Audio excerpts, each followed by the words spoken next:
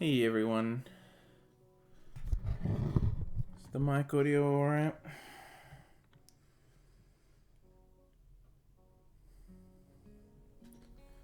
I live, yes, I'm alive. Still no dropped frames. We pimping out here. Alright, so sorry, that took way longer than usual. Mic's fine, good. My mom just, I pressed start stream, and then I was, right as I did that, right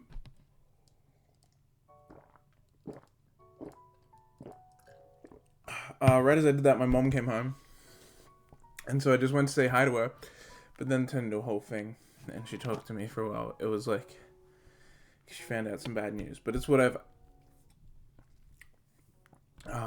She was just a bit sad, but she's good now. She's gonna drink with a friend in Zoom in a minute or two. We have the Hanako thing now. So let's... Oh! I have Fire Emblem set as the fucking game. God damn it. Let's fix that. Katawa Shoujo. Ascended Shadows. Nah, mate. Hanako Act 2. There we go. Update. Should be good. Katawa Shoujo, Hanako Act 2. Yep. Okay, all good. I didn't stream yesterday because, I don't know, I felt like... Well, I didn't stream on Wednesday because internet was still bad. And then I didn't stream yesterday because I felt like maybe I just shouldn't do catch-up streams. Like, if a stream doesn't happen, it doesn't happen. But that does mean I haven't streamed in, 3 days.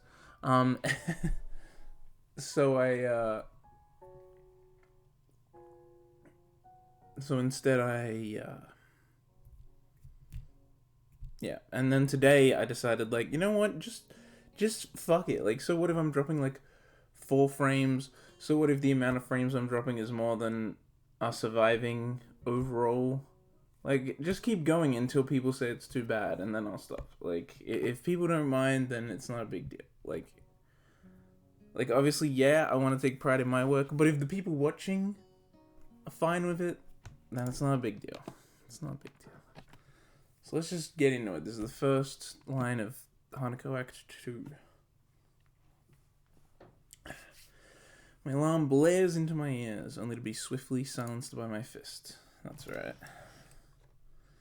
My body switches into auto mode, carrying my subconscious self out of the bed and into my uniform. Let's just rearrange everything here. Okay.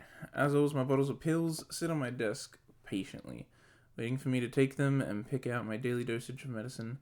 17 pills a day. Good lord. Before I know it, I'm opening the door to class. Free. I can't say the actual number word right. Glad to see that I'm not the only one who seems to be a little hungover from festival week. Every face in the classroom looks gaunt. With the festival now over, it's as if everyone's life dreams have been achieved. They got nothing left to live for now. With nothing left to... Oh yeah, look at that. With nothing left to live for, the students have relied on instincts alone to guide them to... What? To class, yeah. Or maybe I'm just reading too much into it. Slowly make my way to my seat. And it's only then that I realize why the room is so peaceful. Pills.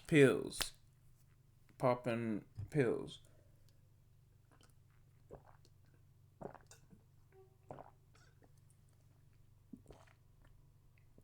Sales synchro rate 5,000%. What? Synchro summon? I synchro summon Stardust Dragon. How about that? A card that was meta when it came out and has pretty much stayed relevant even recently. It goes in and out, but that's a card that never gets bad.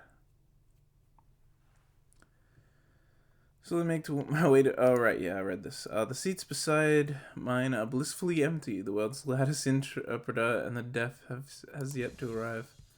Oh, there she is. Just as I'm about to sit down, the door flies open, revealing a resplendent Misha. What? Oh, drills bobbing from the dramatic entrance and arms stretched towards the sky. Yeah, she got them. Drills. Yahoo! It's all over. It would happen that not everyone is affected by the post-festival depression. The rest of the class glare at her, obviously thinking the same thing I am. Misha, still frozen in the doorway with her arms still in the air, nervously looks around.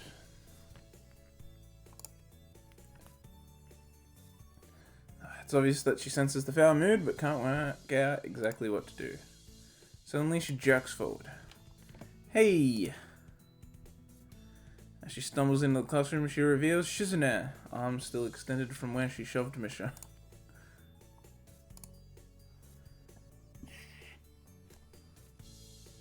Thanks for the entertainment, but shouldn't you two take your seats?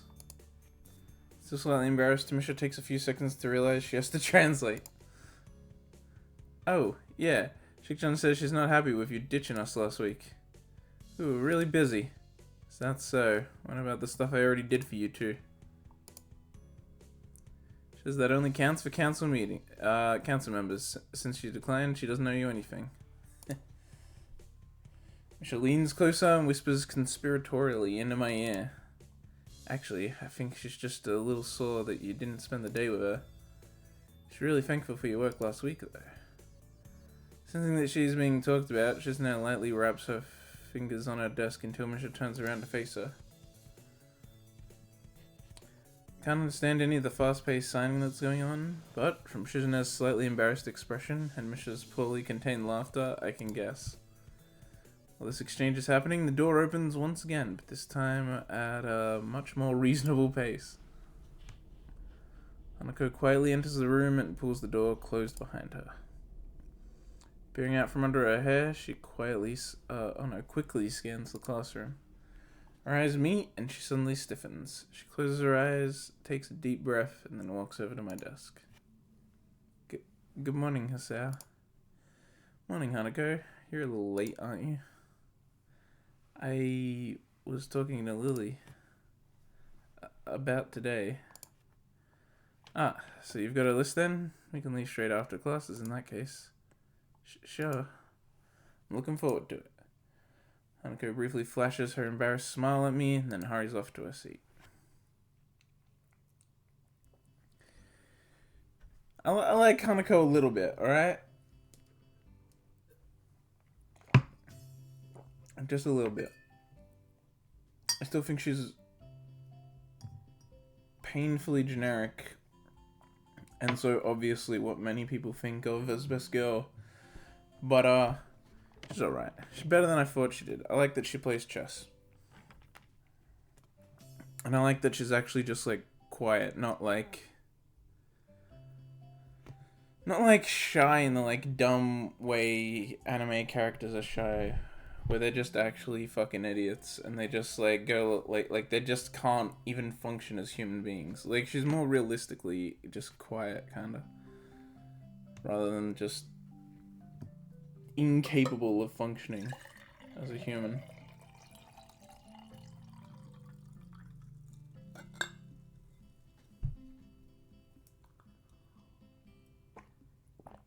Just a smidge. I refuse to give in. During classes, it becomes apparent that I'm not that it's not only the students that are a little despondent, I guess, after the festival. Muto simply gives us a list of exercises from the textbook and then sits behind his desk. This is like when the teacher comes in and they're hungover, so they just like give you like the basic, just do shit from this exercise, and then just go sit in the corner and wait till they're not hungover. I totally forgot about the brief lunch period for a moment, such as the banality of the day. It's mind-numbing, and everyone seems surprised when the bell signals the end of the lessons. As I'm packing up my bag, Shizune and Misha flank and entrap me. So, Hik-chan, it's still not too late to join up. There's a lot of post-festival paperwork for us to complete. Sorry, Misha, I've got plans.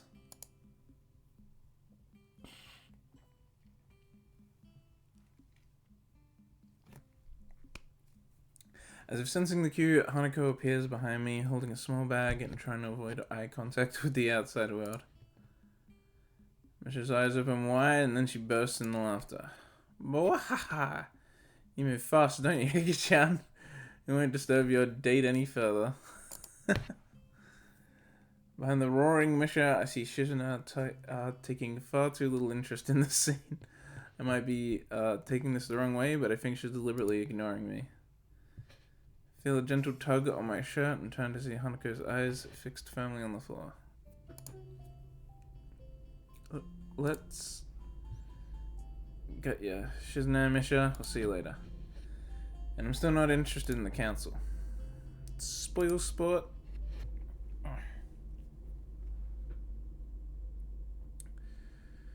What? New Love Live series? Nani? You didn't know? It was announced... Well, first of all, Nijigasaki already has music out.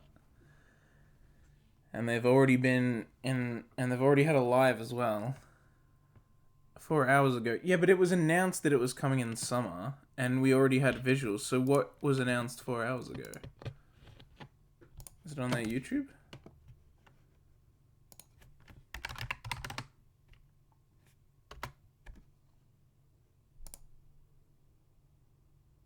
Is it on Lantis channel? No. What's the Love Live one? Right, it's called like Love Live Staff or something. Here it is.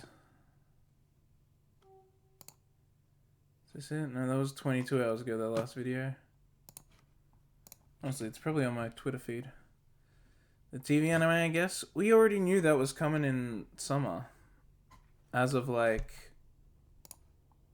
And we already had... like... visuals, like key art for it. Did we get more? Let me check. Let me check when it was announced.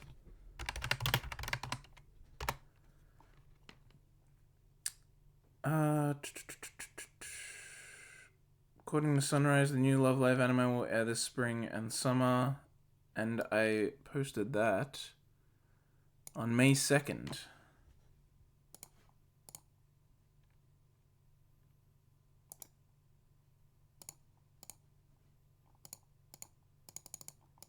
That does look like a new visual, though.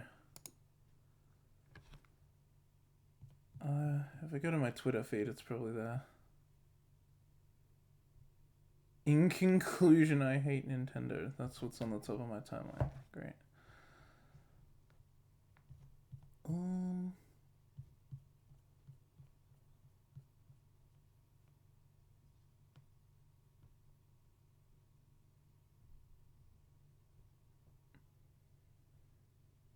God damn it! I wish the link would work, but when I click the link in the chat, it just freaks out and flashes.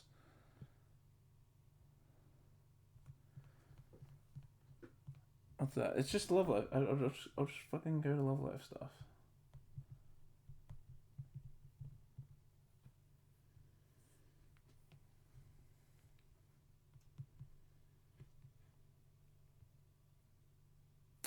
Yeah, this is a new visual, but we... Yeah, we got a visual that was similar to this. It was just the girl in the middle, and it was like further zoomed out, and she was like crossing a road like this on the crosswalk. She was in the middle, and it was like super zoomed out, so you could also see people filling the streets on both sides, and I think there were also maybe some cars.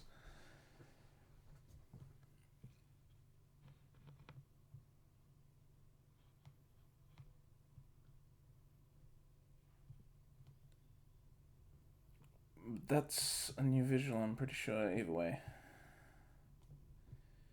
Good stuff. New Love Live. Hell yeah. Coming this spring and summer, apparently.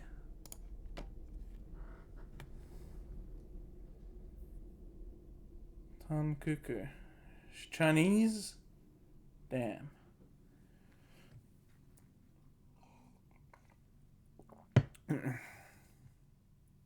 Cuckoo? I mean, how... I guess... Is it pronounced differently because it's...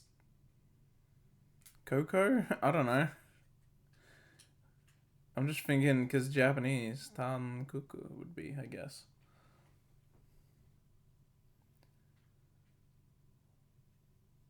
Yeah. If it's Chinese, not sure.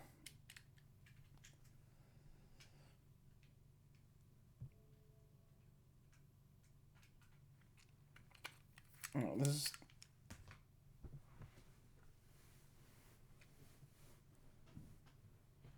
Oh, yeah, that's... What? That is weird. Doesn't that mean you make...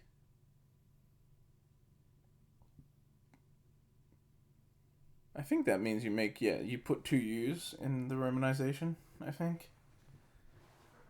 Either that or you put... No, that's if you use the Y one, yeah. If you use the YU, you make the next one two. But if it's the U on its own, I think it's two U's.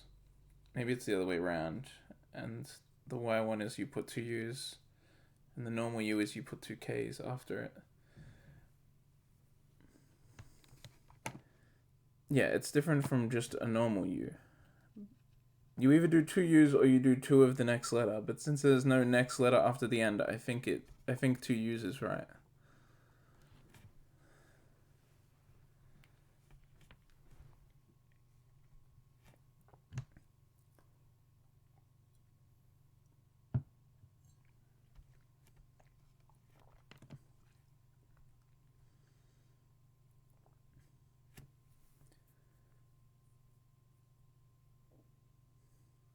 Shibuya with a weird character.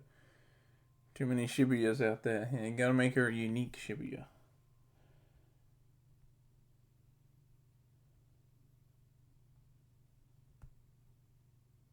Interesting. There's a Chinese. I mean, there's always one chick that's not fully Japanese. In Muse, we had Ellie, who's half Russian, and then we had Mari, who's half Italian.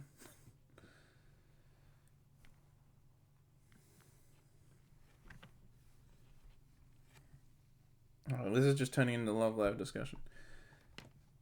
But yeah, there's slowly been information coming out about this new one, and it's like a fourth group that's not Nijigasaki. I don't know, it's so weird.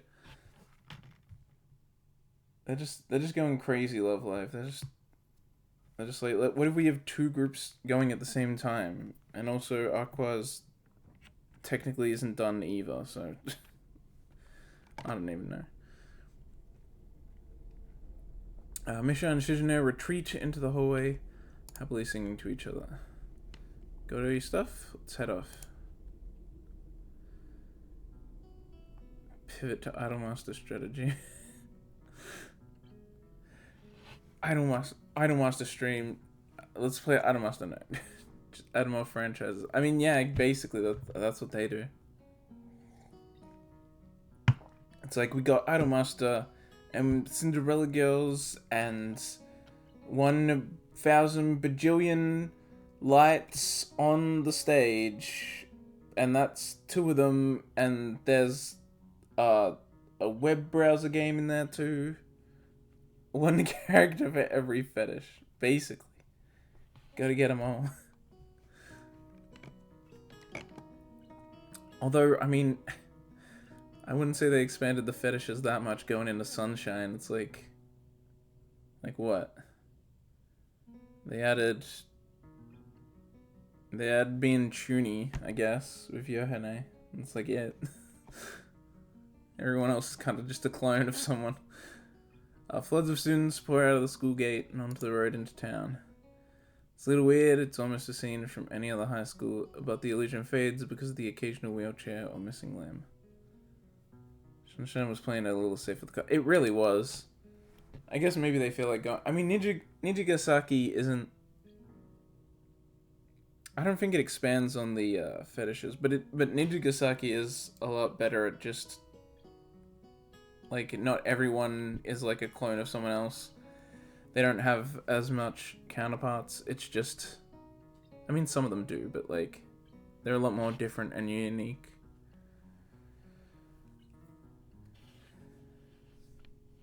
Also, I just remembered who the Nijigasaki girl that's not fully Japanese is. It's Emma, who's...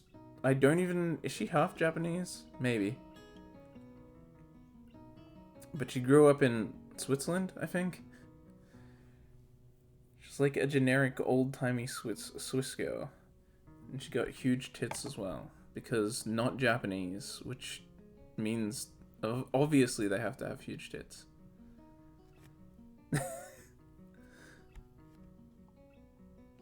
Yes, it's just weird that there's going to be two at the same time now. Like, is this group also going to be making music and having lives, like, at the same time? Are they going to get added into All-Star? Unless some of the Asian... Yeah, I guess.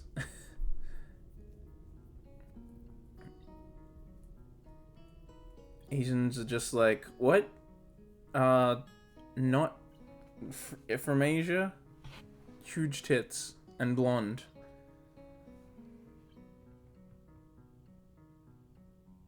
I guess. Yeah. I mean, it's not too weird, but it's just weird because Love Live hadn't been doing that up to this point.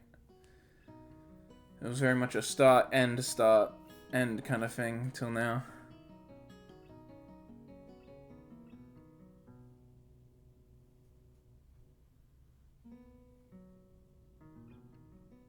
How is Idolmaster fragmented? Probably. There's probably people that only like certain things within it. One thing I do notice is that nobody is alone. And as Hanako and I pass through the gates, I notice that she closes the distance between us. Plus, Idolmaster's thing's always been just having like 200 girls, and some of them are like obscure as fuck, but they exist. Idolmaster's really fragmented. Yeah, that makes sense. I'm sure there's some people that like just like Cinderella girls, or just like the main one, or like just like some other group within it. Or maybe like some of them, but not all. And Love Live hasn't been like that up to this point, since it's been very one at a time. The biggest fragmentation is like some people don't like Aquas, and some people like both. And I don't think there's anyone that just likes Aquas and not Muse. Like that's really the only fragmentation that's kind of happened. Not enough to be considered close, but she certainly isn't at her usual, just a little off position. I guess we're not familiar enough with her to get as close as she does with Lily. However, even though she has moved a little closer to me physically, mentally she seems to have traveled a mile.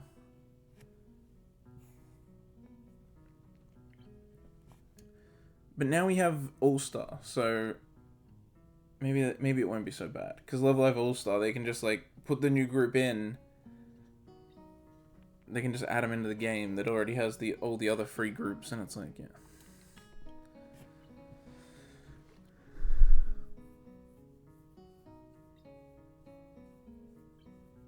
Everyone has a main franchise in Idolmaster, and then you branch out as you get older. Fair enough.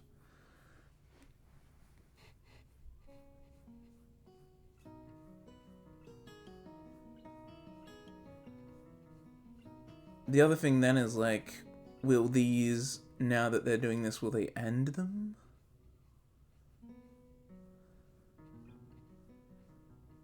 Oh yeah, the male division. Side and Bang Dream recently did that. Bang Dream recently introduced a male, like, version.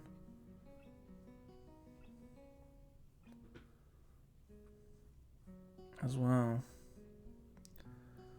Although I do know that my ex-girlfriend, Ayaka, she was into all of it. She was into Side M. And she had Idolmaster, she had Cinderella Girls, she had 1,000 Stage Lights, whatever it's called.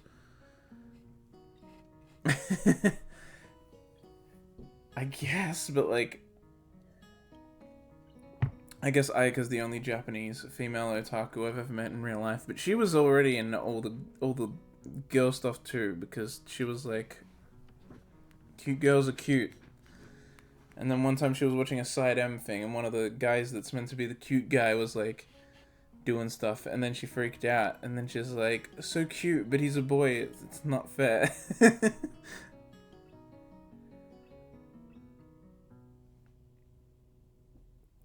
Side producers tend to spread well across the group.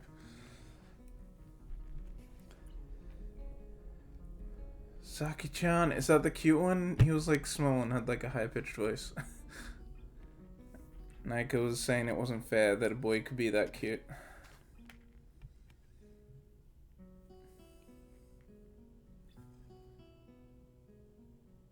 That'd be different. It was definitely side M. Oh, Saki-chan's the crossdresser. I didn't even know that was a crossdresser. Alright. No, it was definitely someone who was still, like, being a boy.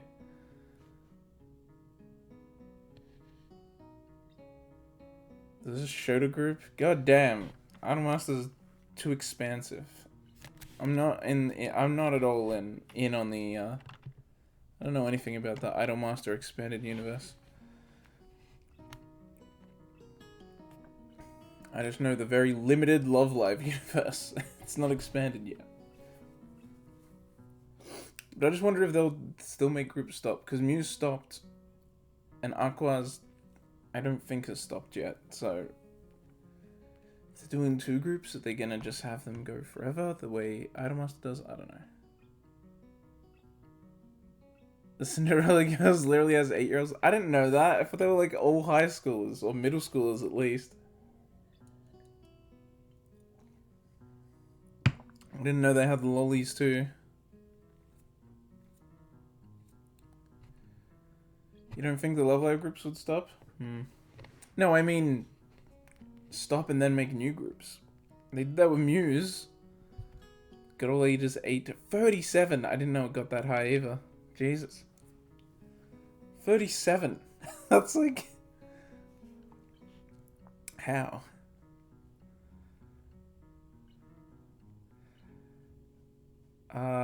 We're just talking about Idolmaster now. God damn it. Someone for every fetish. Cinderella Girls. Fair enough. Her hands clutched around the leather straps of her bag to the point of whitening her knuckles. Her head down and her mouth pursed closed.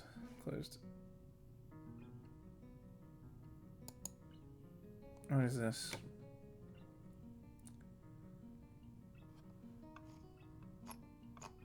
Okay. Is this... No, this is not the one I was thinking of.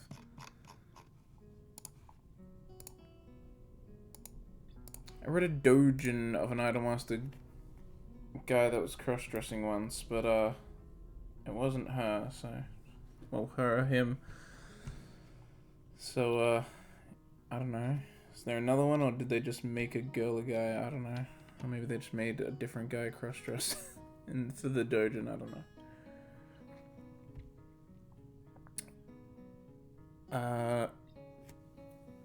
But yeah, Idolmaster's word. I don't know. If Love Live goes that direction, I'd be fine with that. The more the merrier.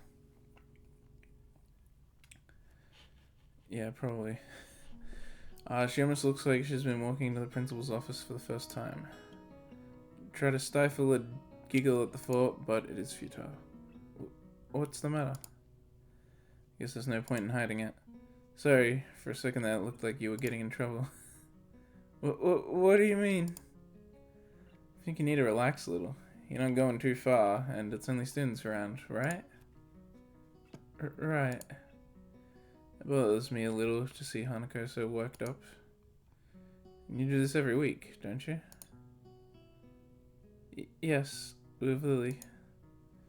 Of course, with Lily. I wonder, has she ever left the school without her?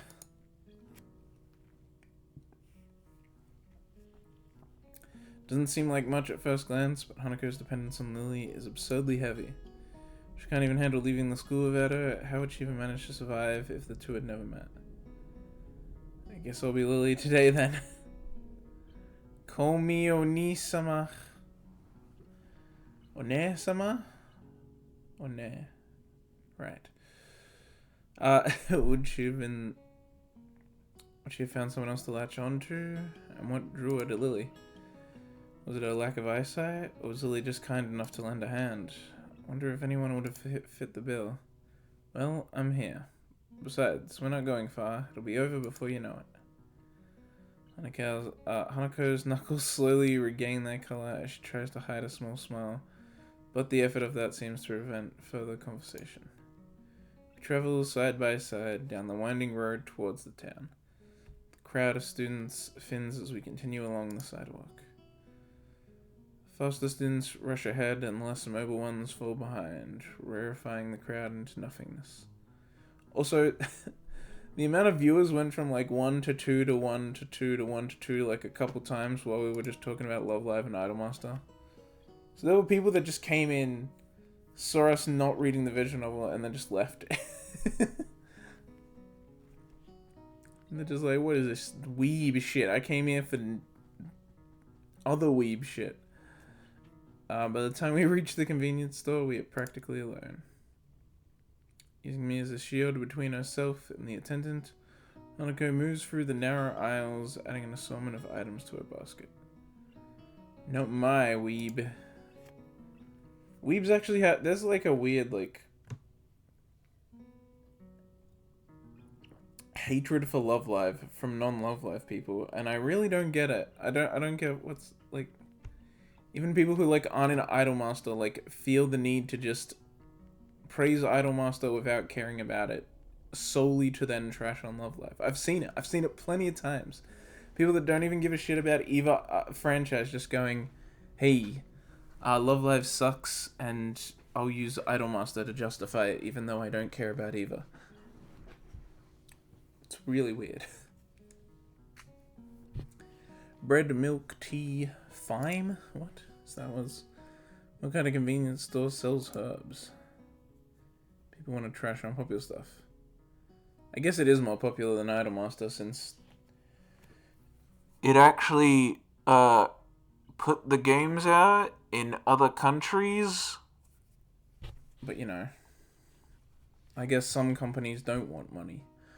Then again, nothing about this town seems normal, which may not be such a bad thing in retrospect. Everything is so different, and uncomfortable dwelling on such matters isn't really an option. When I think about that, it reminds me of Hanako. No matter how much you try, you can't escape her scars. They still interrupt my train of thought when I see them. Idolmaster has like 0 overseas presence. Yeah, because it doesn't try to have one. That's the problem. It could if it tried, but it doesn't. None of its games like exist outside of Japan. Not officially, at least. You can access them, of course, but you know. I feel like if they had put the first one out at some point, it wouldn't have gone terribly. It may... I think they'd recently started expanding into parts of Asia. Well, I mean, good for them, but yeah. It's weird that they just went so slow, because, like Love Live's, like, everywhere. There's, like... When it came out that when Global All-Stars wasn't gonna come to Belgium, like, even people in Belgium were like, what the fuck? And it's like, yeah, it's, like, everywhere. Like, I even think... fucking countries in Africa and shit have Love Live, like... But Idolmaster just never really left Japan. Well, till now. But even then, that's still pretty slow.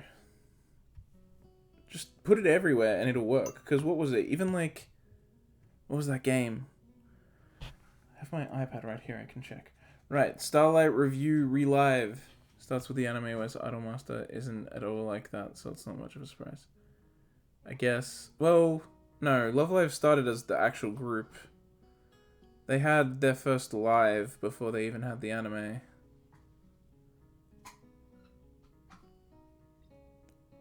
And it's really funny watching their first live, because it's like a small venue, and then there's like that crowd there, and you're like, damn, this is the crowd that like voted on everything important about Muse when the votes were going on really early on.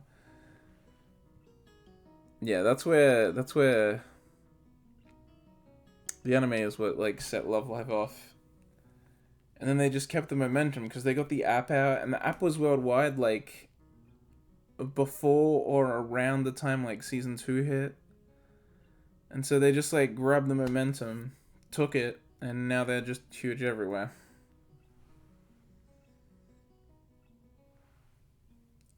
If Idolmaster had tried to also do the same thing, like have momentum, could have worked out better. I feel like now they won't be as popular if they go global as they could have been if they went global, like when their anime was being watched and talked about even overseas, which it was, just not as big as Love Life, but still.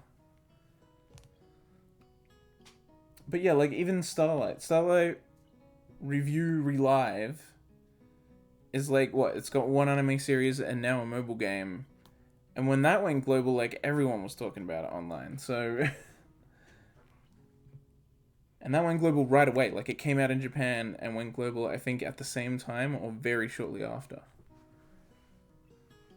So, I mean, if you do it, people will give you fucking money for it.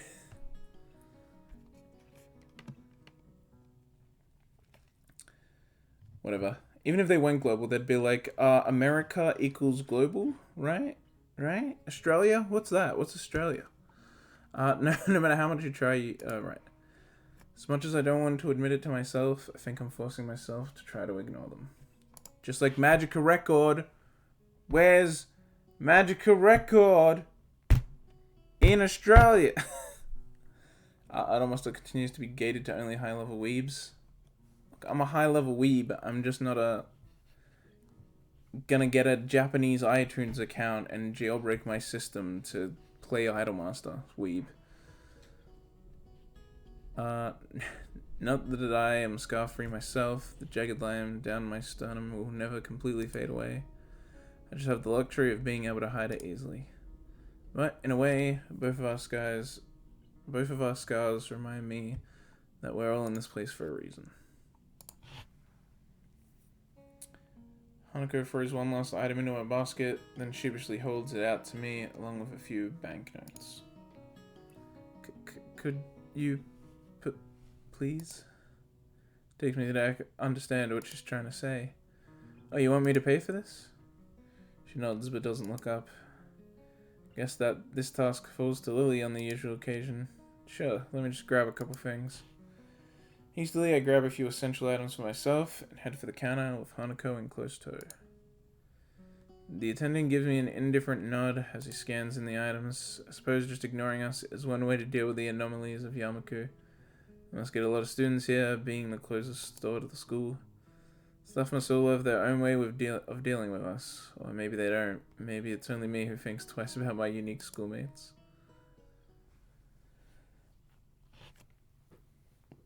But yeah, Fate... Okay, look. Mini rant. Fate Go, like, took forever to come to Australia, even after it came out in English in, like, America and UK and stuff. Dragalia Quest came out in, like, Japan, Korea, and the US and UK, I think, even at the same time, and then Australia was months later, and fucking what else? Okay, not much else. Like when Love Live went global, came to Australia. When Starlight went global, came to Australia. When Bang Dream went global, came to Australia, and now Magica Record still isn't in fucking Australia, even though it's out in English. It exists in English. I could read all of it. All you need is Australian server space. You don't even need to translate it again or something. Ugh. Fate Go drowning in cash. Yeah, Fate is drowning in cash. I mean, it's in Australia now. It is. It just took, like, it came out in America, and then like a year later or something, it came out in Australia.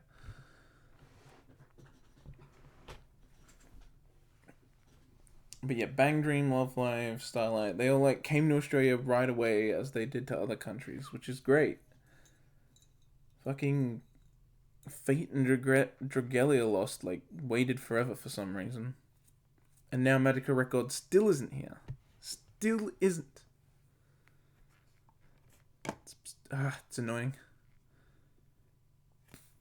Australia regulation? I don't think it's that. I think it's just that server space sucks. Like, having to buy Australian servers. That's what most people online seem to think it is. Because they don't have to translate anything more. Many people here are already using your Japanese game, so you know the market here exists. I think it's just that servers suck. Like, buying Australian server space sucks, because it's expensive and shitty and probably costs too much. I don't know. That's what most people online seem to think it is. People that, like, actually know about buying server space here say that it's really a pain to do.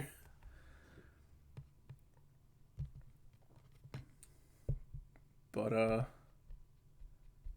yeah. It's weird, because even, like, before Fate came out in English,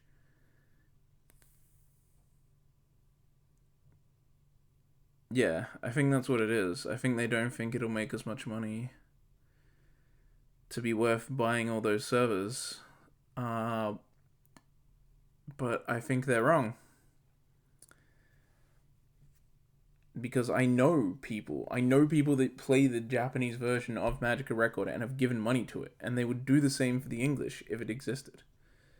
Puny Australian market. I mean, all these other games that come out here do fine here. They don't get, like, they're not like, oh, we're shutting down the Australian one because it's not making enough. Like, no, they've all been open for years here and are fine.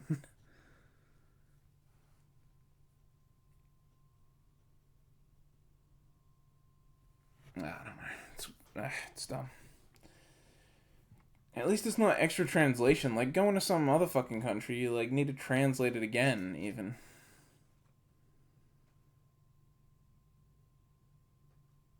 Because people play both.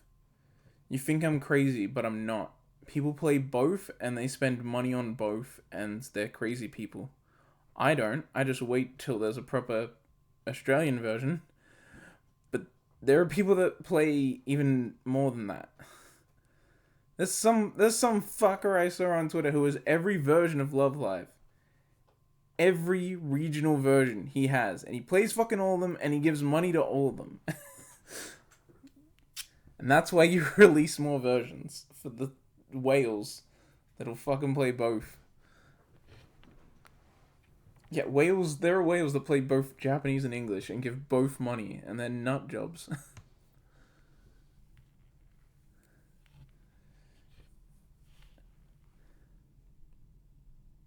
There'll be some.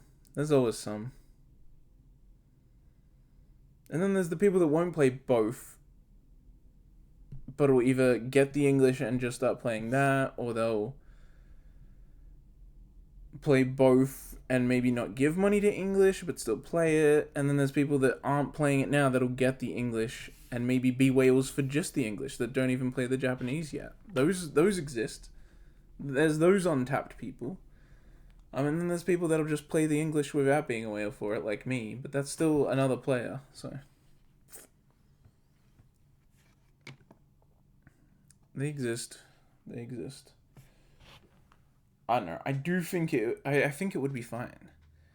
It's just weird because even before Fate Go came out, the director of the entire Fate, like, franchise and the voice of Rin came to Australia for Madfest, and then they, like, welcomed people when they did the Australian premiere of the new Fate movie at the time.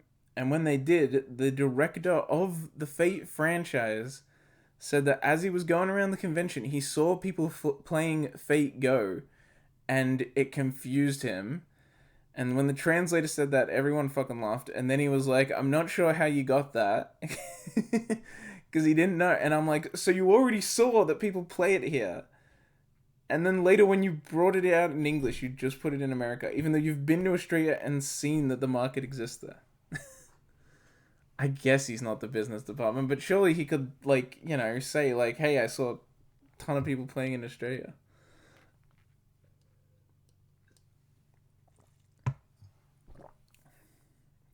I have a friend who spent $300 on Fate Go in a day, and then when I said, hey, let's go get dinner, he was like, I could eat, or I could roll the gacha again. And then he rolled the gacha again, and I went and bought food, because I'm not an idiot. 300 in a day is puny? Get off it. He literally gave up having dinner so he could roll the gacha again. He's a goddamn idiot. Freaking Wales. And his brother made a machine that would roll the gacha over and over for him. Like, he just set up a mechanical machine that just presses down on the button to roll it again. And so it taps through, like, all the dialogue, and then it rolls it again. He's not even looking at what he's getting. He just rolls it until he runs out of freaking quartz. It's like, what are you doing? What if you get the thing you want? Wouldn't you stop and save some for the next time something you want comes up? What do you... Some people. Wait for them real whales that roll the cap because their luck is trash. That's a cap? I didn't even know gachas had caps. Unless you mean, like, I guess some of them have like a 100 cap and then you reset it once you have all the stuff you want to then try and get them again so that you can fuse them or whatever.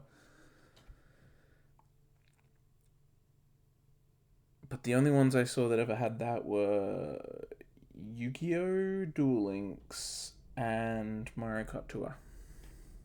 I used to play Duel Links, I don't anymore. Incidentally, Shiny Colors cap is 1.2k. That's what I was thinking, Shiny Colors also exists. 1.2k Australian dollars. That's a pretty high cap. That's a really fucking high cap. Oh, you can pick what you want and then you can spend more money.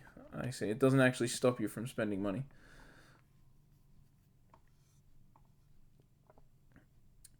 Ah, yes. An ultra rare PNG. $1,000. Well spent.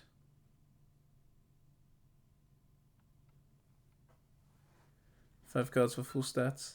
Whew, that's rough. That's rough. 5 cards? Fuck. Most I've seen you need 2, or you just need 1 and then you can just train them up with, like, other stuff. You don't need them again most of the time. 5 cards, that's fucked. Need to stand on top of the PvP arena. Yeah. Or you can just look at them. You can look at the cute girls and think, wow, cute girls.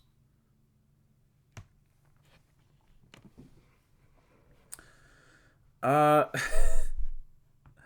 I even fucking playing the game? I'm streaming and just talking about Love Live and Idolmaster with you now. God damn it. Oh well, you're the only viewer here. It's not like it matters.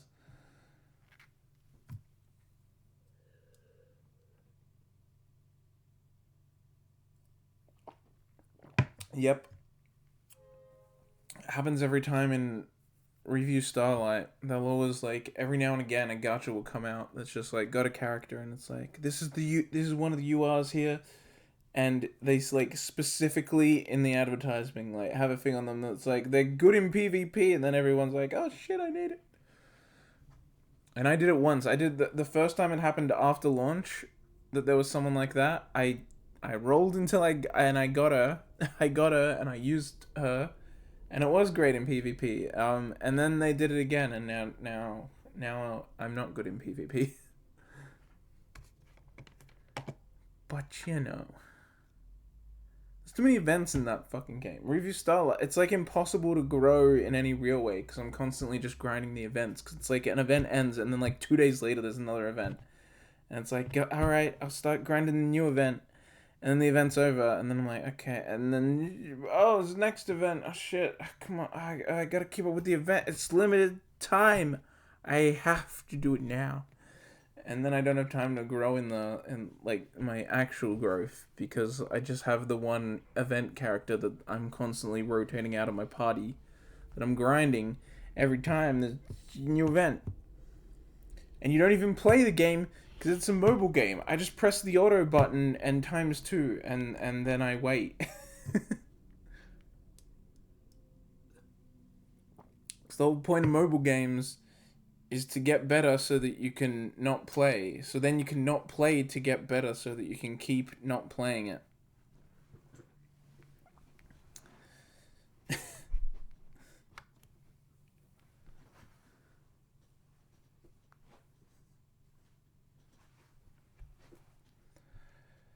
Our transaction, the real grind. Yeah, that's what it is. That's why I don't play it as much anymore. I keep it installed, but I don't play it as much. I play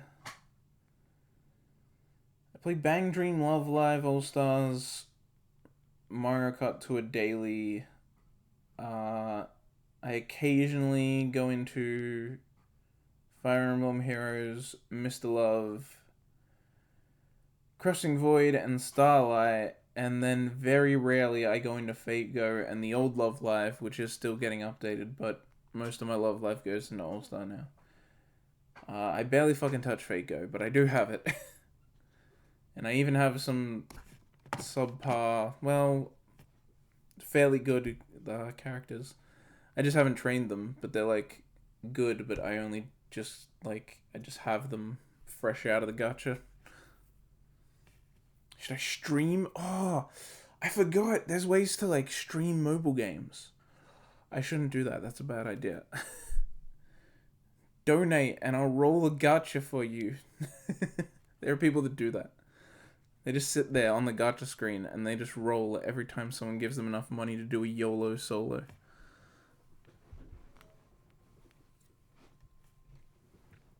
Our transaction complete, Hanako and I head back out onto the street. The road is pretty much abandoned now. The students that were heading out have already left, and nobody has started returning just yet. And with only the school ahead of the road, there doesn't seem to be anyone else around.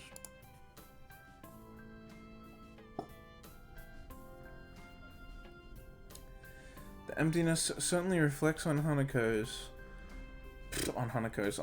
Her arms by her side, each carrying a bag, her head no longer bowed and back to the upright position. It's almost as if she were enjoying the walk. So why all these weird things? Mixed spices? Why would you need that in school? I sometimes like to make food. Oh yeah, so do I, but spices? It's a little more advanced, don't you think? Not really. Well, I think it's cool. You'll have to teach me one day. Sure. Shouldn't seem all that sure, but pushing that point doesn't seem all that wise. At the very least, she seems a great deal happier than she did on the walk down here. Yet calling mixed spice weird. It's not that advanced, Sao. You fucking cook with spices. That's how you make shit taste good. You ever had meat? Meat's shit without spices. Let me tell you. So eats white bread by itself. You ever put salt and pepper in anything, mate? That's spices.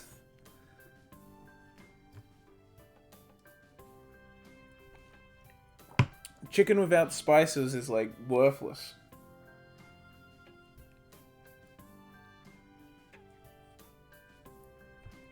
Wow, this tap water's spicy. No. He wouldn't call, he's not tap water, but he'd call like soft drink spicy or something. That alone makes me a little happier. Outside the girls' dorm, Hanako and I sort out the grocery bags for our respective purchases. In comparison, my things look positively plain. I tell you, you're putting me to shame here. No, I'm not. I'm only joking. I have a stack of homework that I skipped last week, so I must leave now. Will you be alright getting that to your room?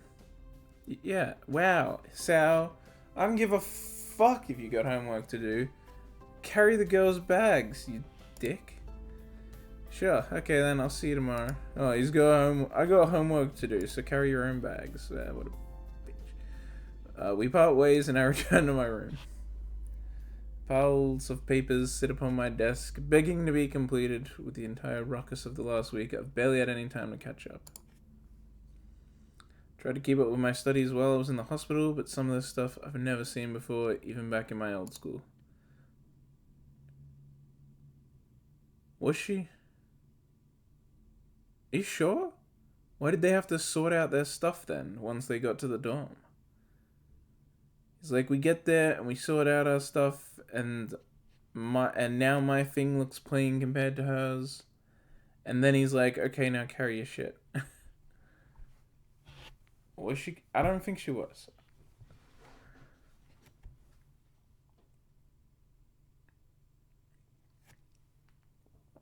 Truly unprepared, I pop the top of a can of drink and get to work. He's popping tops.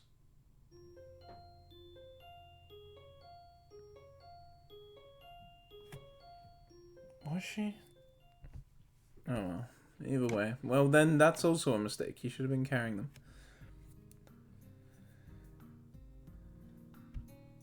You go, hey, want me to carry that? And then the girl says, no, it's fine. And then you take the bag anyway, and then they say thank you. That's what you're meant to do.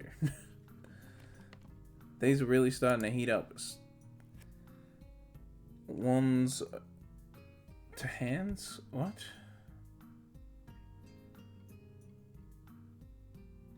What are you talking about, wands?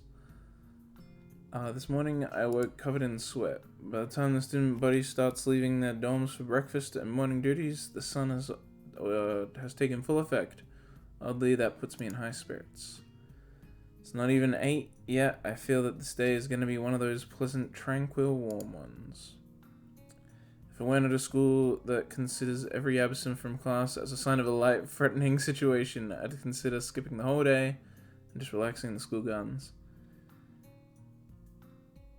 You magically fixed my mistype in your head. She was carrying bags in both her ones when they are. Oh wow. I didn't even notice. Yeah, I guess I just did it because it makes sense to go to hands. And it was basically there. Wow. That happens.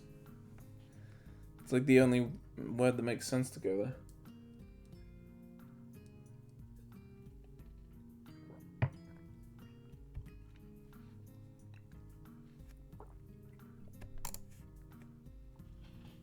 Yes, today will be a genuinely lazy day. Okay, that means it's not. For a second, I stop in mid-stretch and consider the nurse's warning about exercise. Maybe I should have kept up those morning jogs. Running with someone like Emmy might have been a little testing, but if I worked at my own pace, we're not on the Emmy route. If only. I couldn't stick to something like that without some kind of motivation. Motivation like getting a fuck Emmy. It's not like I sit around all day. The walk to and from the convenience store counts as exercise, right? Especially the walk back up the hill. Yeah, it's no big deal. Compared to months lying in a hospital bed, I'm getting plenty exercise. It seems that I'm not alone in my appreciation of the day. Nearly every member of the class is glancing through the window and into the tantalizing sky. Even the steadfast Shizune seems to lack her usual vigor for schoolwork. Misha, as brazen as ever, has even unbuttoned the top buttons of her shirt and is fanning herself with a notebook. I must have been staring. She's now sticking her tongue out at me. However, she shows no signs of halting her efforts, nor is she trying to hide the fact. Lunch bells seem to catch everyone by surprise, and the class empties at a much slower pace than usual. The heat seems to be draining the need to rush from everyone. Well, almost everyone. Hasao? Hey there, Hanako. No CG for Misha event. Oh, do you get one? Oh, I guess you're just complaining because she unbuttoned her shirt, but we don't get to see that sweet Misha cleavage.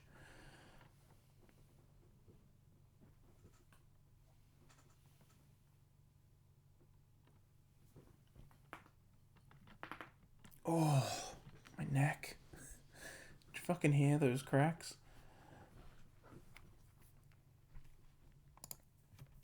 Hanako already has a lunch bag in hand. I don't have to be a detective to work out where this is going. Would you like to have lunch with us again? I brought enough for everyone. Awesome. You didn't have to be so stiff about it, though. Right. You're sounding like a skeleton cracking those bones. It's my neck, dude. I love cracking my neck. Let's do it again. Can I? No. It's still fresh. Sometimes I do it a second time, like shortly after, and it still cracks. Not today. I love it, dude. I love when my neck cracks. It. Oh, it feels so good. It like relaxes you. You feel like a weight's taken off your shoulder. What are you having 5 chicken necks or something?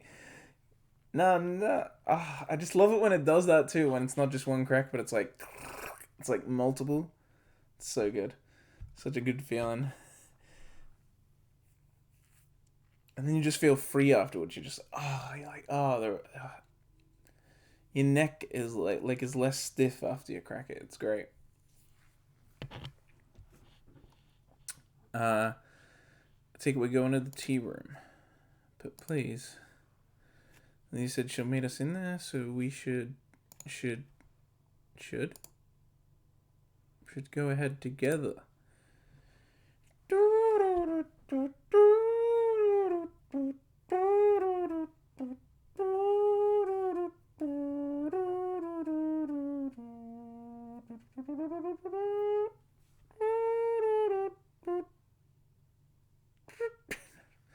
Sounds like a plan. He has me pretty hungry. Okay, breathe a sigh of relief, and I'm gonna gather my things together. Look at that blush. This is much more actual than Rin's one. Rin's rat, I guess, was meant to be weird. She's like distant the whole time. What the heck was that? It's the sexy sex song. Come on, Toast. I gotta fucking play it now. Because apparently my voice version of it wasn't good enough. If I just look up sexy sax song and I should find it. Yeah, Careless Whisper.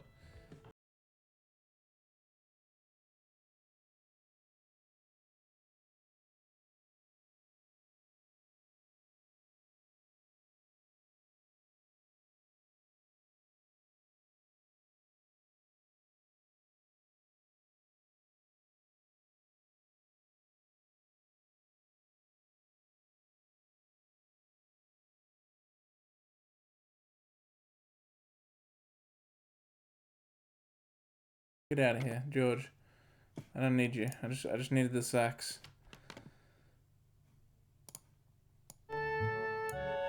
Nope. There we go.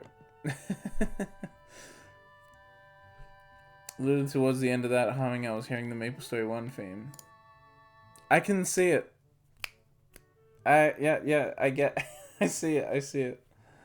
I see how you heard that actually in my mouth version. Yeah, that's actually funny. As usual, the aura of the tea room is refreshing, feeling isolated from the rest of the world. Then again, the usual din of the school seems to be a bit subdued, most likely from laziness prompted by heat exhaustion. Hanako slowly spreads her food on the table, intentionally focusing on every little movement. Oof. As if she's trying to keep her mind off other thoughts. It's not much, but I can tell from her demeanor that she has prepared everything with utmost care. I guess Lily isn't here yet. Should we start without her? She'll be here soon. Hanako struggles with the lid of the counter of rice. Here, let me help with that. I take the container. I said counter last time.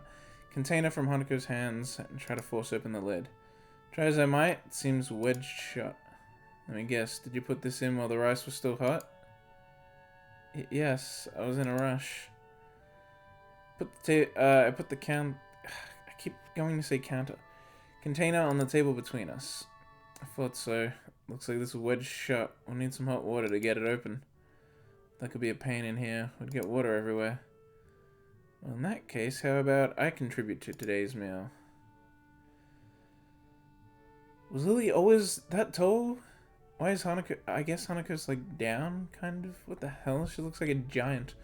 At the door, Lily smiles while holding up a bag stocked with various buns and bread rolls. I can't help but do the same. What? I can't help but do the same. What do you mean do the same? Hold up a bag stocked with various buns and bread rolls? What? What? I'm sorry. Oh, that was loud. Hasao, what are you talking about? Does he mean smiling? Smile? He means smiling? Fuck off, Hasao. Don't word it like that, you bitch. Why am I so mean to Hasao today? I keep getting mad at everything. I haven't streamed in 3 days, alright? I'm going crazy. Since you two had a change of plans because of me, thought I would bring a little something. By the way, guys, 2 days. 2 days till, well, not even 48 hours, but 2 days till Terraria Journey to the Journeylands, Journey expansion pack comes out. The Journey one. Yeah, Terraria. I'm gonna be streaming it from 3 a.m. Maybe. If Jason's getting up to set up the gaming server at that time, then I'll be there as soon as it's ready. If we are doing it at 3 a.m. But yeah, tomorrow I'll stream, and tomorrow will be normal. And the day after, we got Terraria. And then it's pretty much just going to be Terraria for a while. Anyway, thanks, Lily. Yeah, let me get that for you. With a little guidance, Lily's bread assortment joins Hanako's riceless platter. I hastily make some tea to complete the picture. Well, I'm looking forward to this. As I take a bite, I notice Hanako trying her hardest to not look like she is looking at me. It's nothing special, but then again, I can't really complain. I'm pretty lazy when it comes to cooking for myself. Not bad. I guess this is made with the stuff you bought yesterday? Yes. Hanako's eyes shout at me, begging for some kind of feedback. Well, it was clearly worth it. Thanks, Hanako. I wanted to show you this after yesterday. It's okay. I was just a little surprised at the stuff you were buying.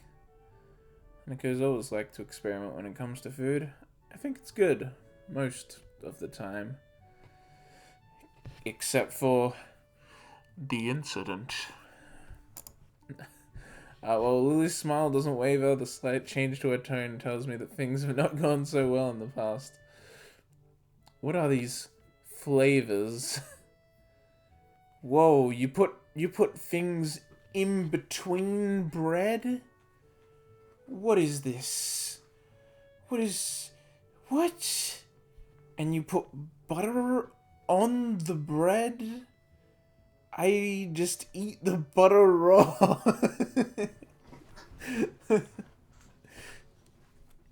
So, like, eats the bread, and then he, like, takes it, like, cuts off, like, a slice of butter, and, like, eats the butter separately.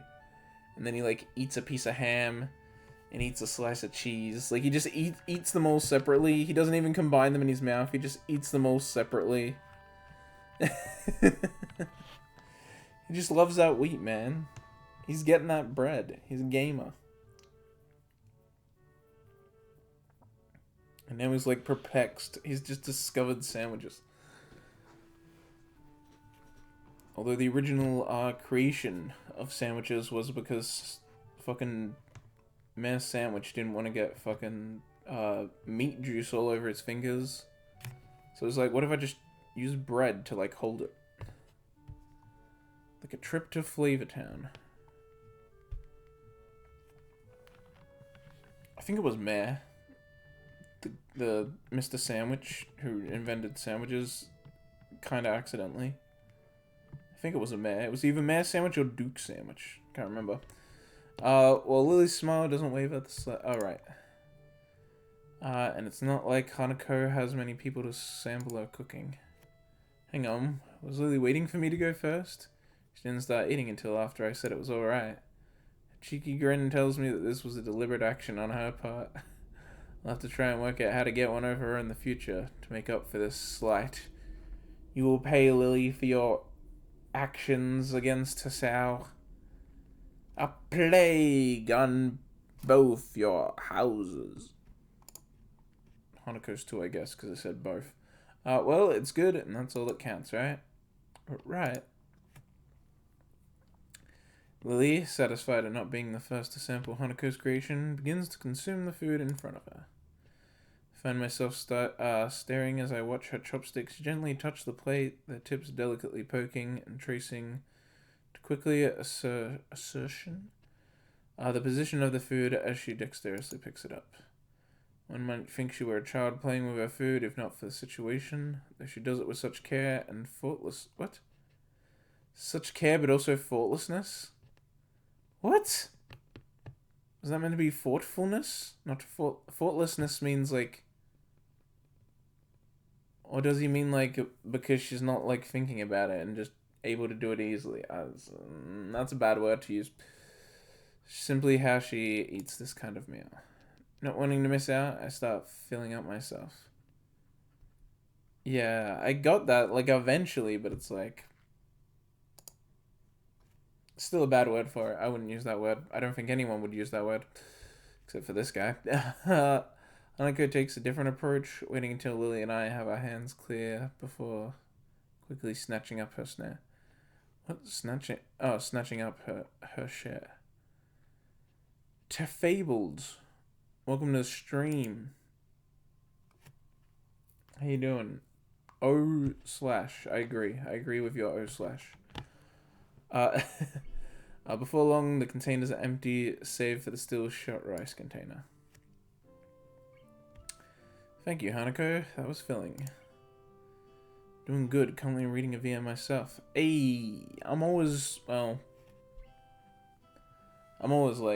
I always have at least one VN I'm going through. Mondays and Fridays. But Australian time. It's probably Thursday in your country. Or maybe early morning Friday. I don't know. Maybe you're in Australia, in which case it's Friday.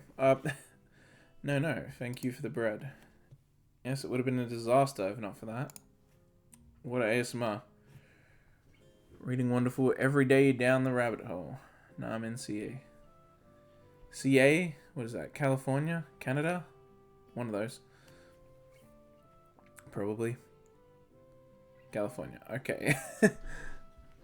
You're both welcome. But now I must be getting back. It's far too easy to be late after eating here. Yeah, I see what you mean. I think we'll just clean up here and then head off. Giant Lily returns. Well then, good day. Lily leaves, her cane tapping away down the quiet hallway.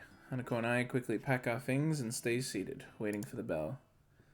Together we stare out the window and into the endless azure sky. Yeah, but what about the Azure Lane? The mobile game I downloaded and then deleted before ever playing once. If it weren't for the pealing of the bell... What? Peeling? Paling? Of the bells, I would have sworn that time had stopped. The urge to skip class rises in my gut. I shoot a glance at Hanako, who shows no sign of moving either. Not just yet. The interval between the warning bells and the end of the lunch bells passes in the blink of an eye. It really should go. People will freak out and start a search party if we skip. Hanako sighs. You're right. Nah, she's allowed to skip. It's just Sao who's not. Slowly she rises to her feet and I follow suit. Silently, we make our way up the old stairs to the third floor and then to our classroom. At the door, I take point and open the door ahead of Hanako, bowing my head down in apology in advance. Sorry we're late, teacher. I'm greeted not by stern words, nor by an angered instruction to take my seat, but simply by the silence created by 15 or so students trying not to laugh. Muto, ever tardy, has yet to arrive. However, the fact that Hanako and I have arrived together is blatantly obvious.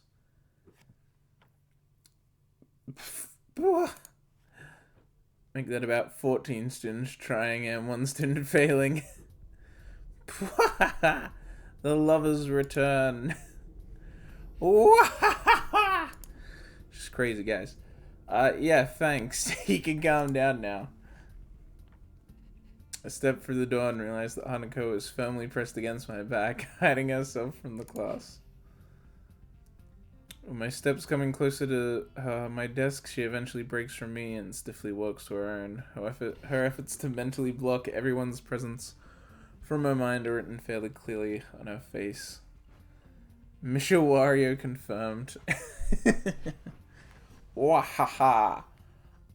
I'm gonna win. Quickly checking the door for any signs of the teacher's arrival, I make a trip to Hanako's desk and whisper in her ear. Dude, you're not making the situation better. People are totally gonna think something's up. Don't worry about Misha, she's always like that. Enjoyed myself today, don't sweat it, okay? Hanako nods her head before... What? Oh, nods her head behind her folded arms, but still doesn't show her face. I yearn to stay and console her more, but Muto picks this exact moment to enter the class. Halfway through his lecture, as if he started it in the hallway. Which, of course, is directly proportional to the charge by immensely proportionally... What? But inversely proportionally to the square of the distance. So engrossed in his speech that he doesn't even notice me sneaking back into my seat from Hanako's desk. While Muto's spiral rambles on, Misha leans over to me. Should I give her a warrior voice now? Waha. I'm gonna win. Nah, he never speaks. I can't do it. The teacher may not have noticed your tardiness, but I did. Not much is obvious from the show you just put on. I've been instructed to let you off the hook for today, but only on one condition. Oh, and what would that be? It's gonna be join the fucking council, ain't it? You have to help us this afternoon. Oh, just this afternoon. I crane my neck to look over Misha's shoulder. She was a nurse conveniently not making eye contact with me. Fine, just for today. I've already told you I'm not joining the council, remember?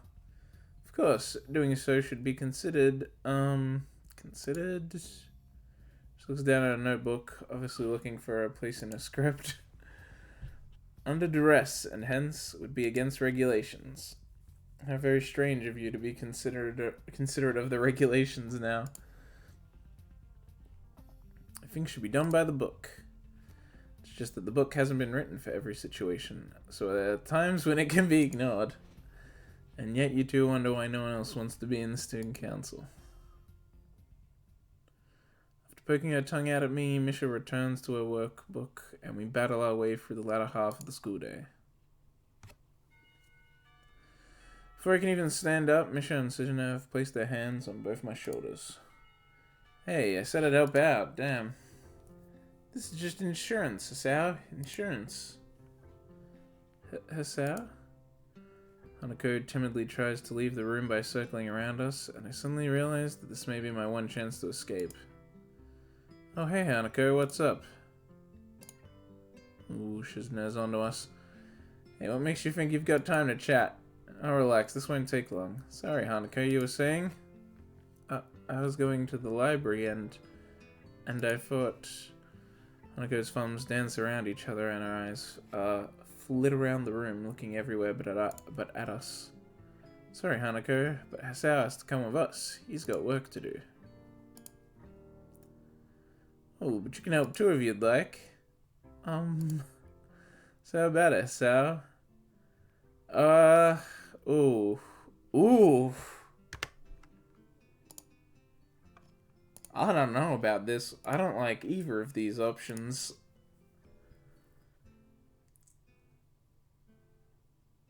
Oh, what would I do? It probably doesn't matter in the grand scheme, but I bet it matters for, like, a little? Maybe? Am I overthinking it? Oh, goddamn. This is...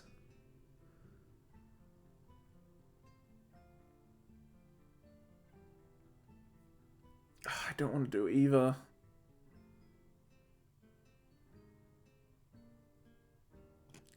I'll do this one. I don't want to do either though. Hey, Shizune, I know I said I'd help, but I forgot I'd already made plans. Besides, I helped out more than my fair share last week, didn't I? Promise I'll make that up to you some other time. God, I'm gonna piss off Misha and Shizune so much. Shizune and Misha release their grip on me and have a long, deep, and silent conversation. Well, you have a point there. To be honest, we were only gonna spend the rest of the budget on cakes. So if you're not there, it works out better. More cakes for us. So,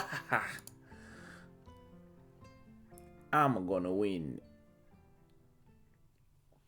Shizune bow, faces and marches out the door. Misha skips out after her. Well, that was a lot easier than I thought it was gonna be. Last week those two were like bloodhounds, prison guards. Maybe prison guards bred from bloodhounds. So just bloodhounds that work at a jail.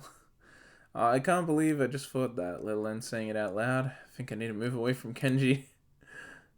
Never mind. Anyway, should we go to the library? Sure.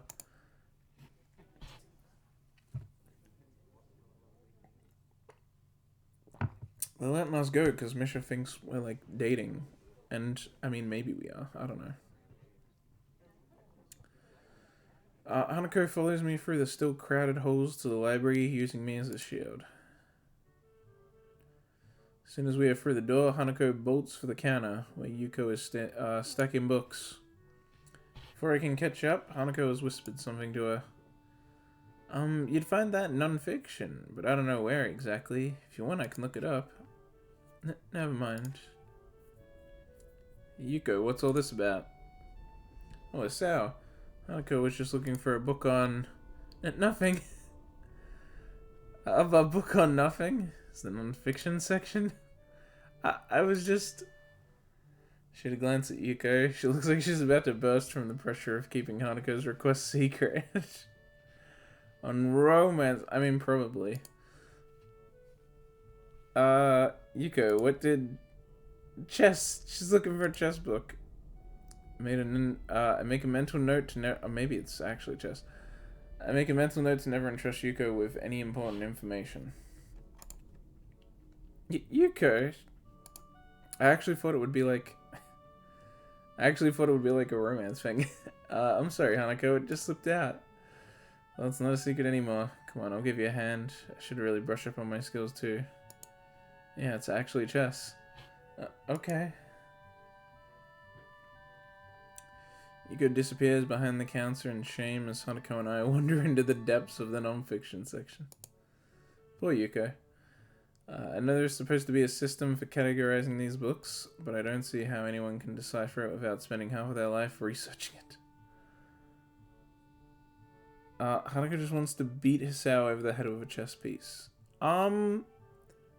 Maybe, but probably not. I'm gonna take a wild guess that that's not what she wants to do. She probably just wants to beat us normally in chess and not over the head. That's probably why all the librarians I know are neurotic. Towards the end of the hour, between a book on card tickets and some book on kids games, stands a single book bearing the title Chess Tactics for Champions. Before I can reach for it, Hanako has the book in her hands, clutching it to her chest. Well, I guess that's yours then. Mind if I borrow it when you finish? Sure, I just haven't really played against anyone but Lily before, so I thought... I'm stuttering more than she actually is now. Damn, it's not like I was trying to beat Hanako deliberately or anything, but she seems to have taken it to heart. Then again, at least this means she wants to play me again. That's a plus, right? When VN with interactive gameplay, when do I get to actually play the chess? And then it affects your choices. Oh no. Well, it's not like I'm a master or anything, I just played a bit before. It occurs to me that I haven't told Hanako about my condition. I falter for a second, deciding to covering my tracks. That is a conversation for another day. Before I came here... Wait, what? Oh, I just played a bit before I came here. Are you alright? It'd be too hard to progress then. Maybe. You don't have to win. Besides, if she's bad... Nah, most people are actually bad at chess, I guess. I keep forgetting that chess isn't a thing normal people learn to play. It's just because I did it at such a young age. It's like swimming or anything else to me, you know? It's just something you learn. I knew how to play chess before I could ride a freaking bike. When I think about it, I shouldn't be afraid to tell Hanako about my condition and my time in the hospital. Judging by her scars, she probably spent a fair amount of time in a hospital bed. But for some reason, I can't bring it up. At least not today, and not on short notice. Eager to break off the conversation, I grab a random book from the shelf. Some book on the world's fastest roller coasters, published in 1982. Well, not very up to date, but it should at least be interesting. I think the third fastest roller coasters in Japan, or like a roller coaster that used to be the fastest in the world, is in Japan. Fuji-Q Highland has a bunch of roller coasters that break records. It's got like what used to be the tallest in the world, what used to be the fastest, and it has what is still the sharpest decline incline. It's like a roller coaster that like it's going down and then it like reverses back, so it actually goes like more than 90 degrees down. It's insane, and I've been on it. Yeah. Now the fastest one is in the UAE? No. What's that fucking country obsessed with F1? It's in some fucking, like, theme park. Is it Monte Carlo? No. Where the... I don't know. It's somewhere. Fuji-Q is fourth fastest. Yeah. I don't think I've been on that one in Fuji-Q. It is the UAE. Got it. Yeah, I've been to Fuji-Q twice, and I've never been on that one. I've been on the one that used to be the tallest, and I've been on the one with the insanely sharp, like, decline. They're fucking bonkers. Especially that tallest one. My god, it takes so long to get to the top, and I hate the part when you're just slowly being pulled by the chain up to the top. It's like, oh, I have a fear of heights, so that's the worst. Once we're up there and we're like going fast and all over the place, like you can't even care that you're high up. But when it's just slowly taking you up and the noise of the chain, it's like, I hate it. Luckily, I was with my girlfriend at the time, so she was like, "You alright?" And I'm like, "Yeah, just don't talk to me." And I close my eyes and just wait for it to be over. Then once I'm up at the top, I'm all good though. It's just the climbing up that I hate. It's also because I'm tall, so like more of me is like off the back part of the seat than most people. Like most people, it's probably just their head, or maybe not even their head. But for me, it's like even before it's hitting my shoulders, I'm like off the seat, and so the going up an incline, like it feels like I'm hanging off it way more, and so the fear of falling off is there. Even though I'm obviously like I'm strapped in, I'm not gonna fucking fall off, but it just feels. It feels like I'm being pulled back way too much. That's why some roller coasters have a height limit. Like, you gotta be this tall to ride, and you have to be below this height to ride. I'm not that tall. I'm only 6'3", but... yeah, it sucks. Well, we both got books now. Should we go sit down? Back to the actual story. Hanako seems to accept my bluff, and we head to the reading nook in the back of the library. Neither of us says a word, we simply open our books and start reading. Try to read in my book, but it would seem that 1982 roller coasters weren't nearly as large as the ones built in the decades since. Yeah, 82, that's so old. Most of the ones listed are made of wood. Something about that doesn't seem safe to me. I've been on only one wooden coaster, because Luna Park still has one, and it's the oldest still operating roller coaster in the Southern Hemisphere. Australia, Luna Park. Been there like 3 times. But yeah, wood coasters don't look safe at all. Like, if you see them running, it's like you're looking at it, and the way how much they shake, you're like, "Ugh." In the Southern Hemisphere. Yeah, I think so. Last time I checked. I think that's what it was. I don't think it was in the world. I think it was just all just running in the Southern Hemisphere. Maybe it is the world now. I don't know. Did the one that beat it stop? I mean, Southern Hemisphere. Maybe that's not that impressive, but it's like, what, Africa, South America, and Australia, mainly. Indonesia, and the islands around there. If I'm going to write on something potentially dangerous, I want it to be made out of steel, or some kind of space-age alloy that has big words like titanium and ruthenium? Never heard of it. What about unobtainium? Yeah, I mean, that's what everything's made out of now, steel, because it's so much safer and you can do so much more with it. I quickly lose interest and my eyes wander across the reading area to rest on Hanako. Do we just get this CG? Is that like so much?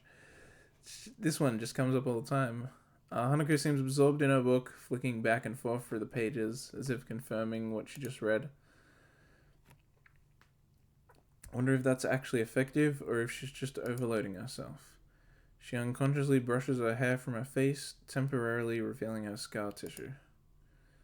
Still not sure about the protocol here. Is it right to ask her about her scars or her past?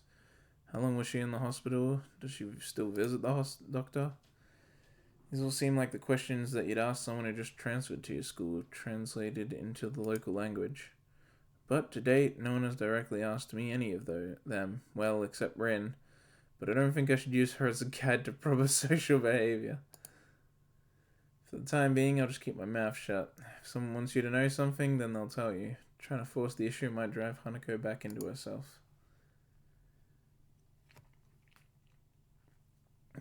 Sorry to interrupt, but I have to close the library now.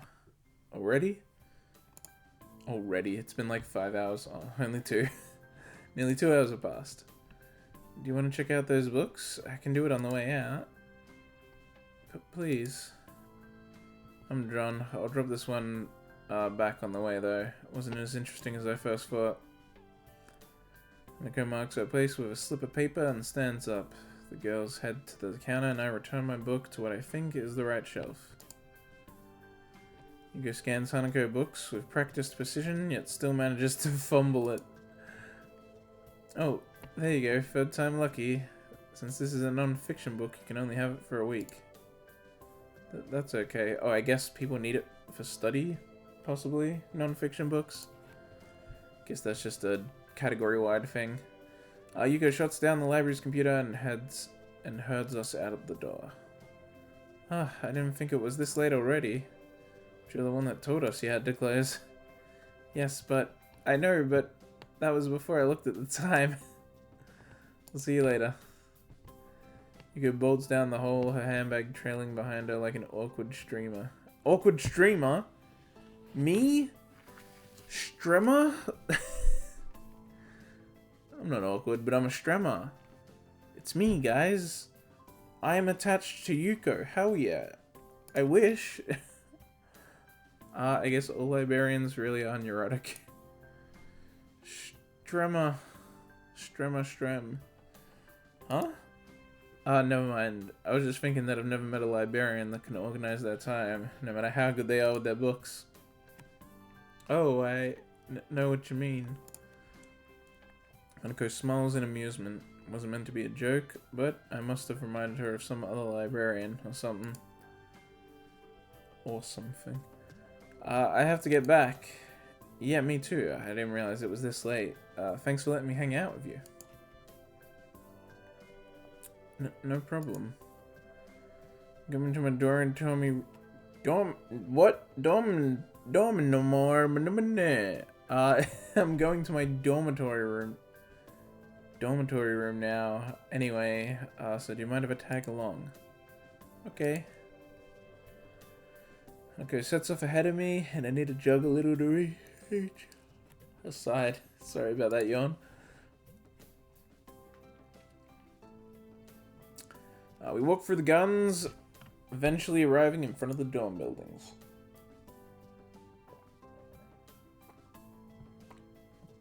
Man, you walk pretty fast. I used to play in a soccer club and you managed to outpace me.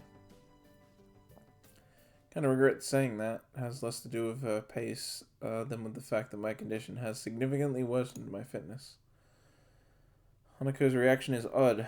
I expected it an awkward attempt to downplay her walking speed, but she just blushes while looking at her feet and smiling.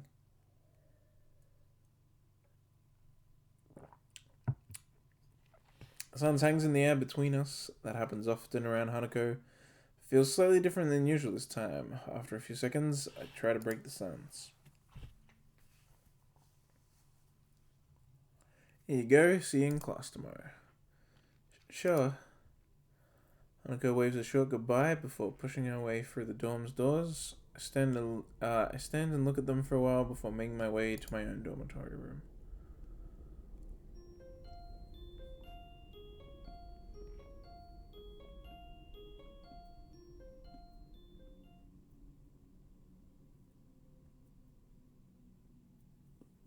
Shopping. Yeah, we'll keep going for a bit. Dormitory. Yeah. What? Dormo.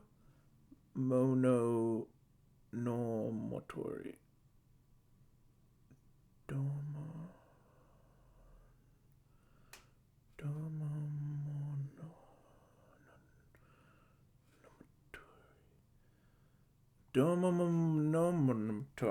Fuck, I can't repeat it. That's too hard to read.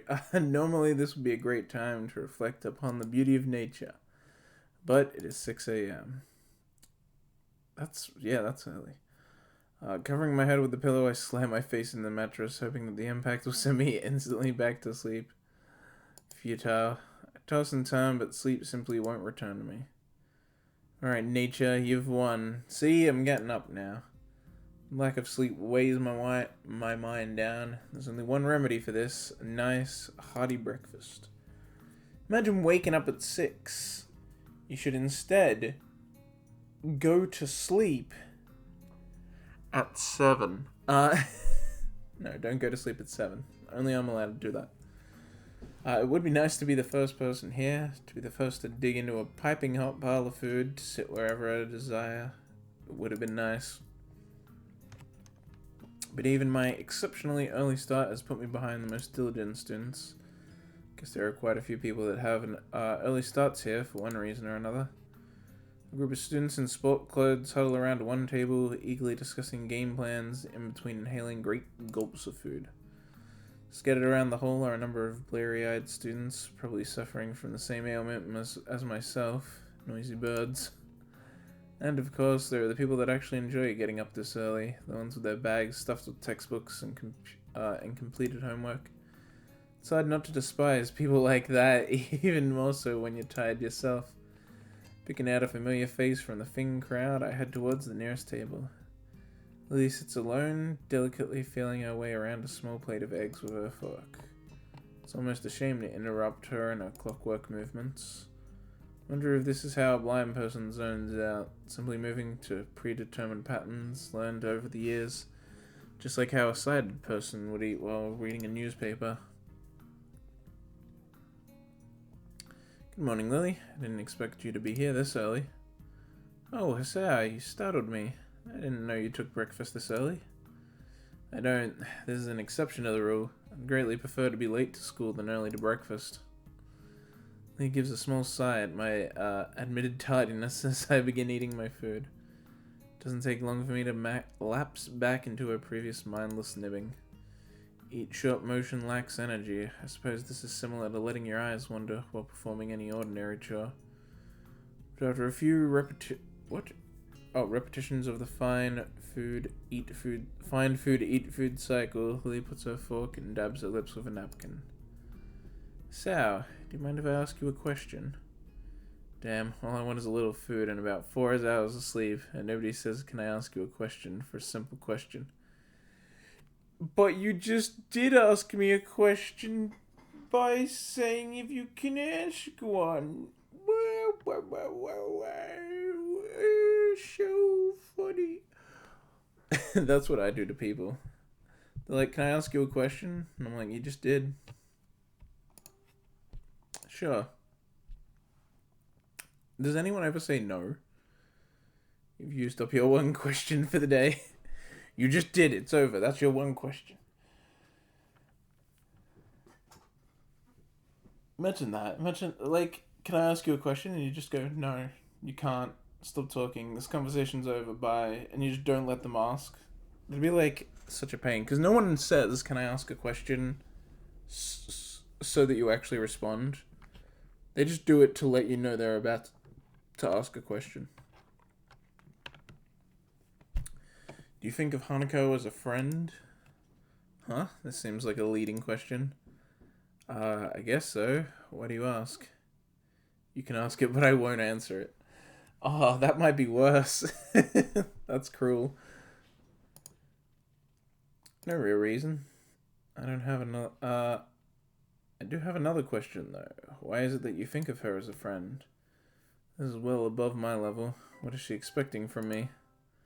I'm not really sure. I guess it's because she's a little different in the way she deals with people. Since I've known her, she hasn't really connected with anyone. She doesn't seem interested in other people. I think people are a little scared off by her appearance. Really? I thought that kind of thing was, well, discouraged here. Discriminating and such. If I were to put it one way, she furrows her brow in thought, a move which makes me slightly anxious as to what she's plucking from her mind. I'd say that you're a little naive. Naive? I'd be insulted if not for the slightly cynical grin on her face. Also the fact that it's true, Hisao is pretty naive, especially about the school. I see. Well, Yamaku has a stronger sense of community compared to other schools. It's far from being free of conflict. Rules cannot remove human nature, after all, only suppress it. It's something I've noticed, actually. Is it? Because you every, 5 seconds, you say some dumb line about how, oh, I'm surprised how the people at Yamaku act. Is it normal for me to do this or that? Oh, I'm surprised people are like this.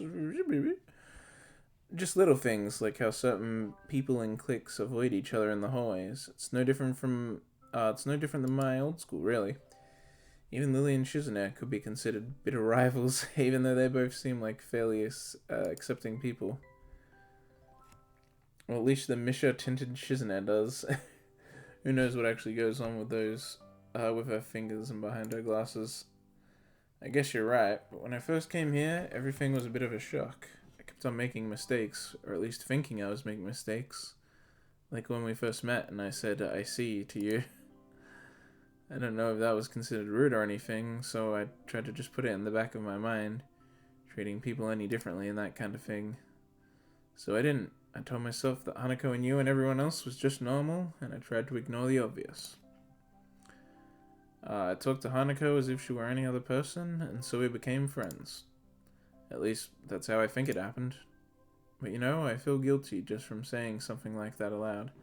As if I took extra effort to think of Hanako, or you, or anyone around here as normal. As normal people. I don't think that's right.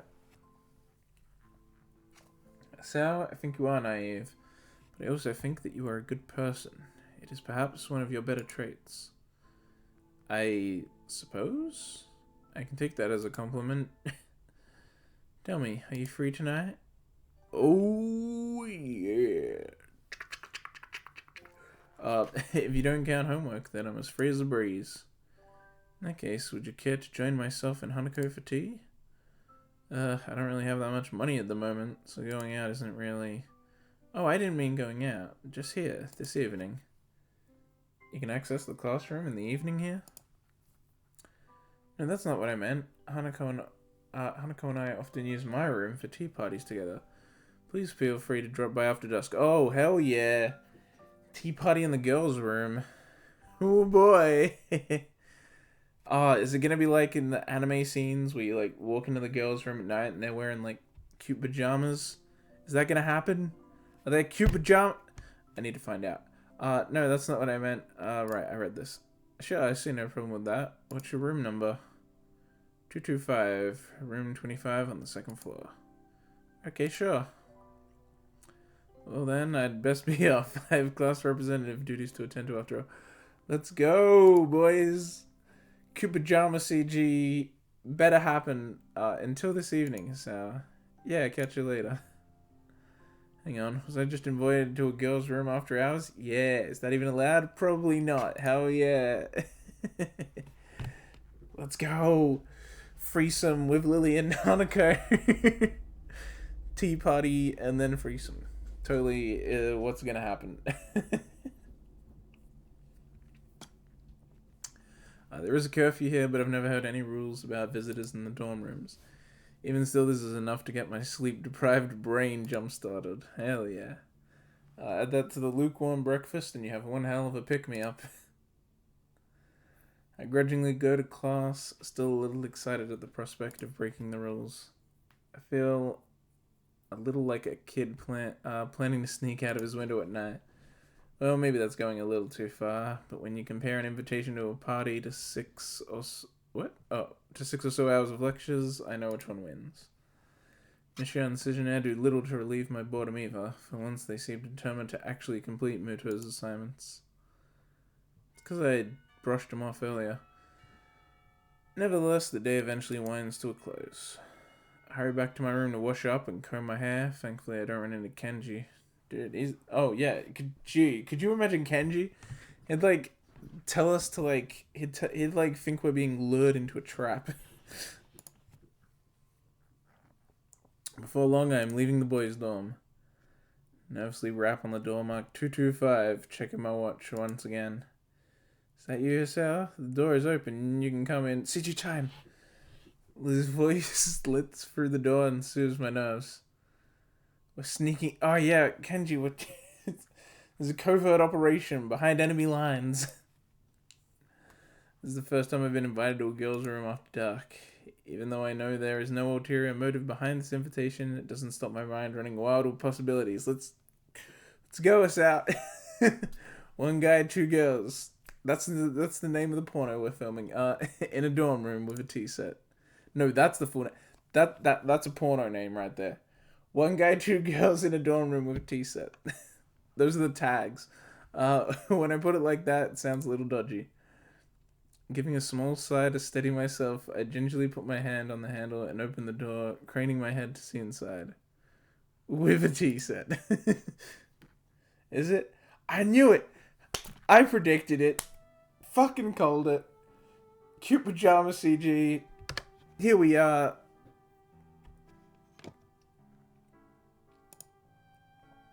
Wait. Show image. There we go. Called it. Called it. Damn, Lily's kind of hot though. Lily doesn't... This is like a cheesecake shop for her. She like... Where's the Sal's cute PJs? Does Lily usually have her hair tied up? Yeah, she does. She looks way better with her hair down. And I don't know, something about her face looks different in the CG. Is it because her eyes are more open? I guess it's because her eyes are more open. She looks hot. And her thighs are not bad. Not bad. Not bad, Lily. You pulled it off. Hanako, you're pretty cute too. But you're like cute in your usual way. Just kind of added by the pink PJs. Pink's nice though. Pink's a nice color for cute and black's a nice color for sexy. How the heck does that curtain going behind the drawers work? What do you mean? Yeah, it is a bit much. It's a bit much. I mean... Drawers, yeah. I mean, it's not that unrealistic. The drawer, even if it is pushed all the way against the wall, is probably leaning forward a bit anyway, because shelves and drawers do that. They like lean forward slightly at the top. So even if it is pushed against, there should be enough room for a curtain. I had a curtain like that in a holiday house once, where like part of the bottom bit of it was like behind a thing. And you can still easily, like, untie it, spread it out, pull it back and untie, because you never need to, like, take it fully out from behind. So it's just kind of fine to just have the bottom bit be constantly behind it. Like, it has nothing to get caught on, because it's always behind it. The fact that this one would have to pull forward and like go past the edge is way more annoying. Actually, this would cause more problems than this. The door opens completely and I catch my first glimpse of Lily's room. The furniture looks almost antique, but the bare walls and flat surfaces are barely decorated at all. In the center of the room sits a low table where I see a small tea set at rest. It seems that everything in the room has its place, possibly expecting the several pile of books stacked up against the wall. My sense of vision isn't the only one to be stimulated. The faint smell of something can be picked up in the air. Nail polish, perfume, makeup. It's hard to describe in any other way than girly. My eyes finish their quick sweep of the room before returning their position onto the girls. Hell yeah. Liz sits next to the small table wearing very dark blue. They're meant to be dark blue. They're like black. Pajamas, dark blue pajamas with shorts that show off plenty of her alluring pale legs. Yeah, I commented on the thighs. They're good thighs. Opposite her, Hanako sits adorned in a conservative light pink gown. Her hands are firmly fixed between her legs, her shoulders forward, and her head down, as if trying to hide herself in it. It'd be easy for her to do. It looks about 2 sizes too big for her. Waves of flannel flow from her frame and making her look like a child playing dress-up in her parents' clothes. She looks up to confirm my identity, and the beginning of a thin smile creep across her face, before vanishing so fast that I can't be sure they were ever there. There's no point in standing in the doorway, Sal. Oh, they have, like, full-on... Well, I guess that's not surprising. Rin had one of her, like, shirt unbuttoned and panties, which was just there for that scene. Makes sense. Alright, it's like 7. I'm not gonna stop just yet. However, I am gonna go check something. So let's...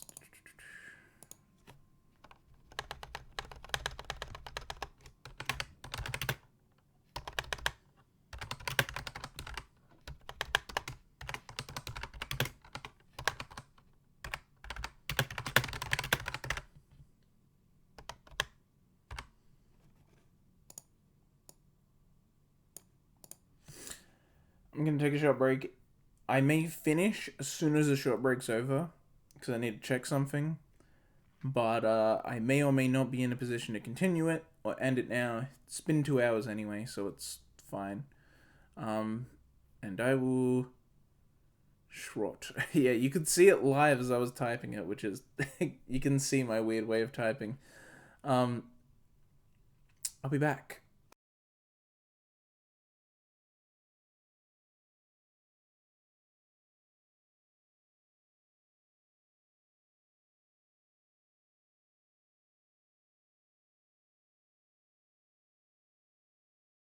Since there's no music, you know what would be funnier?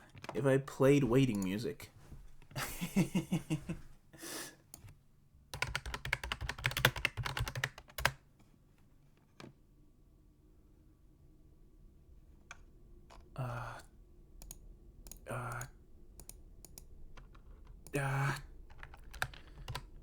How do I get this specific music I'm after? Here we go. This is it, right?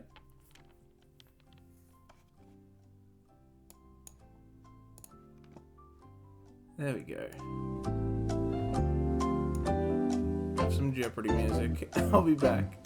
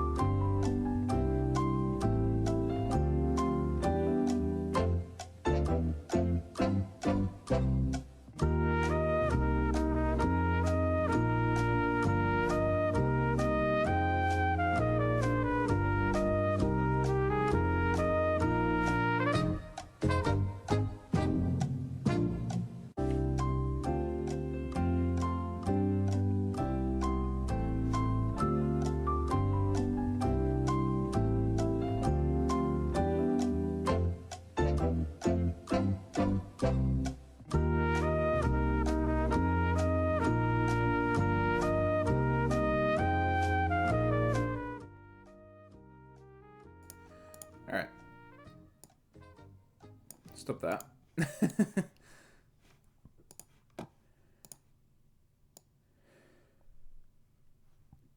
Let us resume. So I did find out I can keep going for a bit. I'm not needed yet, and I also put on like a jumper because it's getting kind of chilly. I don't know how much longer I'll go for, but I'll go for a bit more, maybe half an hour or something. Even though 10 of those minutes have already been spent on the break, technically. Whatever. I take a step into the room, closing the door behind me.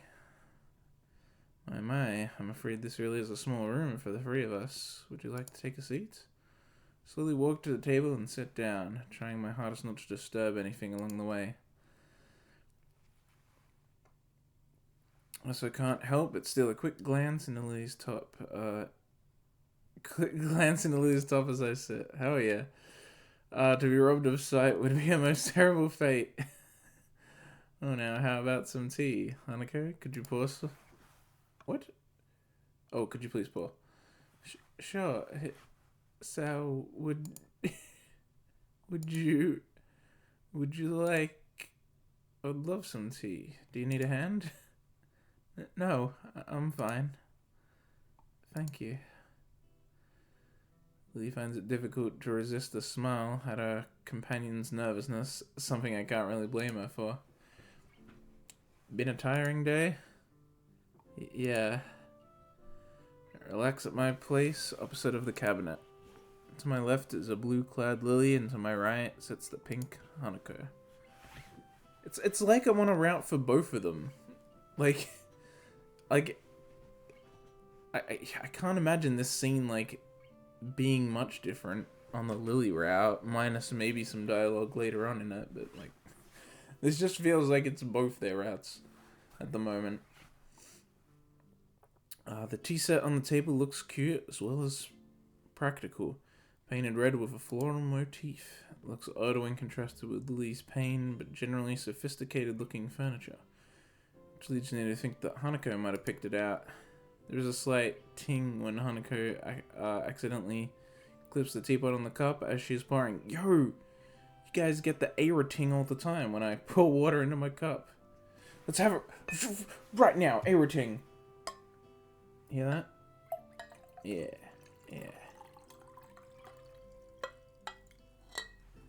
Eira tings.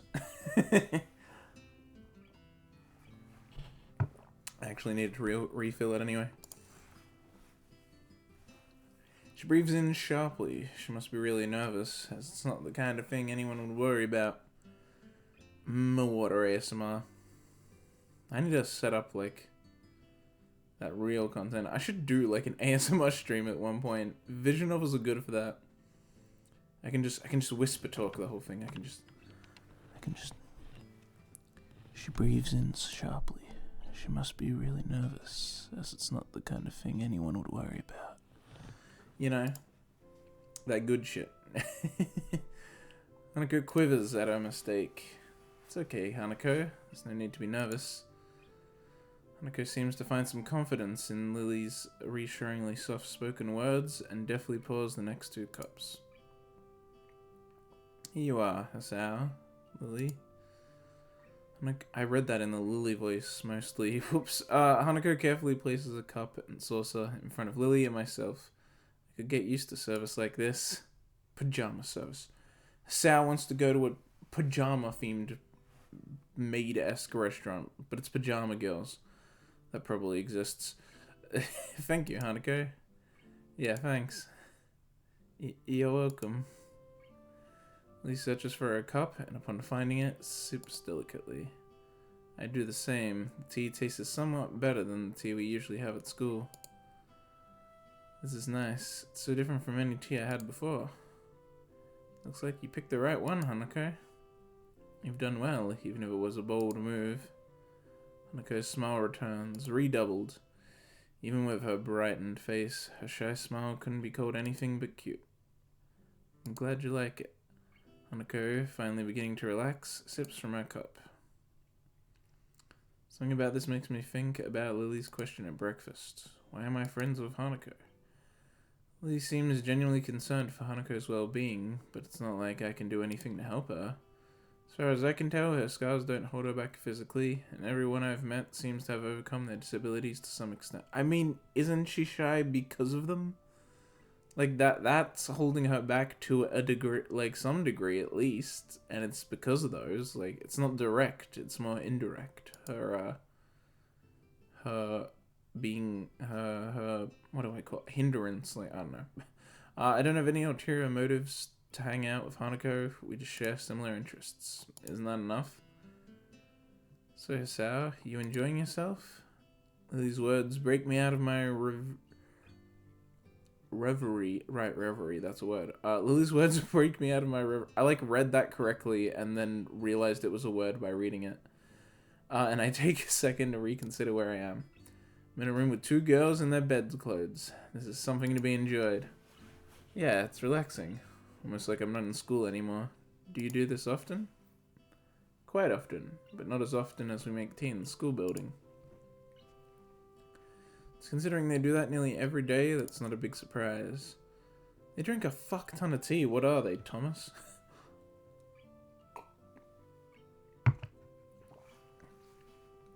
As I move to take another sip from my teacup, I find it sadly empty. That was delicious. Thank you, Hanako, Lily. You're welcome. Yes, you're most welcome, Sal. It's nice to have a third person here. Well, anytime you need someone... Oh my god. Ah!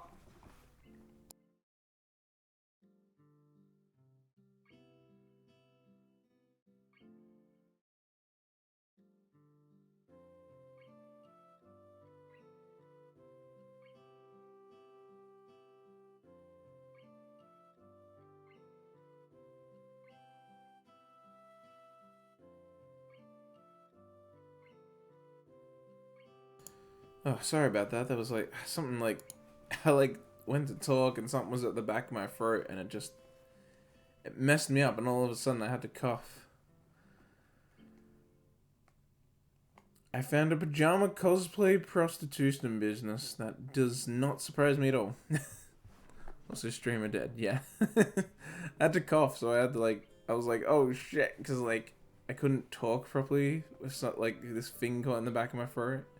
You know when you get that spiky, feathery, I don't know how to describe it, feeling in the back of your throat? I got that going on, and so it messed me up.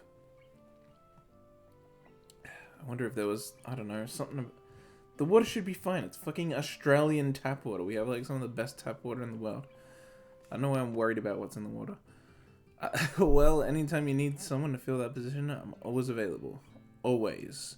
Invite me back to the fucking pajama party. I need to look down Lily's shirt again. You fucking perv. One must be sure to get one's point across in these circumstances. Yeah. He's like, I want to be. Lily lets use or yawn, which she unsuccessfully hides with her hand. Pardon me, I think I'm a little tired. I think we're all a little... I went to read that as out. I think we're all a little tired. My, how astute we are tonight, Hanako. Really should head to bed. We all have class tomorrow. Yeah, I should go. Thank you for your presence, Hisao. Damn, she's not going to tell me to not go. Oh well, not yet. Thanks. You'll come again? Not even a whole army could stop me. I'm impressed by your determination, Hisao. Either way, you're right. We'd best get going. Stand up and make for the door.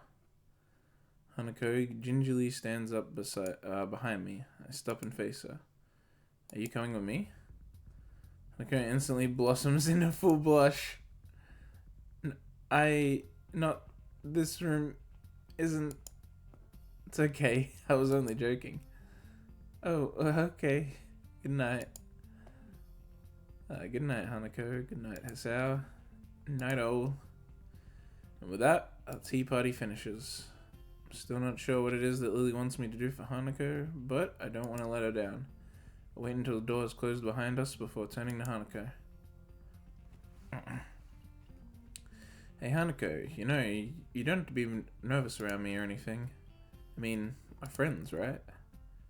Right, we're friends. Get friend zoned, Hanako. If you ever want to hang out or anything, just let me know. We still need to have that chess rematch, remember? Sure. But I don't think you'll win.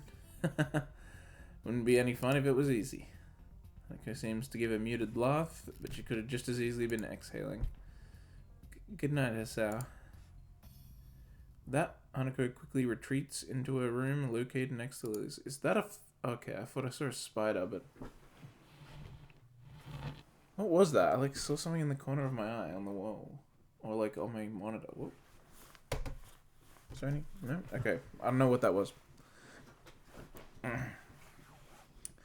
I start to walk back to my dorm, but the simple act of walking seems to drain me of my energy. They're succubuses. They took my energy. Kenji was right. Kenji was right. Remember? When he had his energy drain. Ah, Kenji was right. I barely make it to my room before I am hit by a wave of exhaustion. Yeah, they took my energy. I kick over my shoes, fall into bed, and fall asleep by the time my head hits the pillow. Kenji was right. Reminds me of that scene in Journey to the Center of the Earth.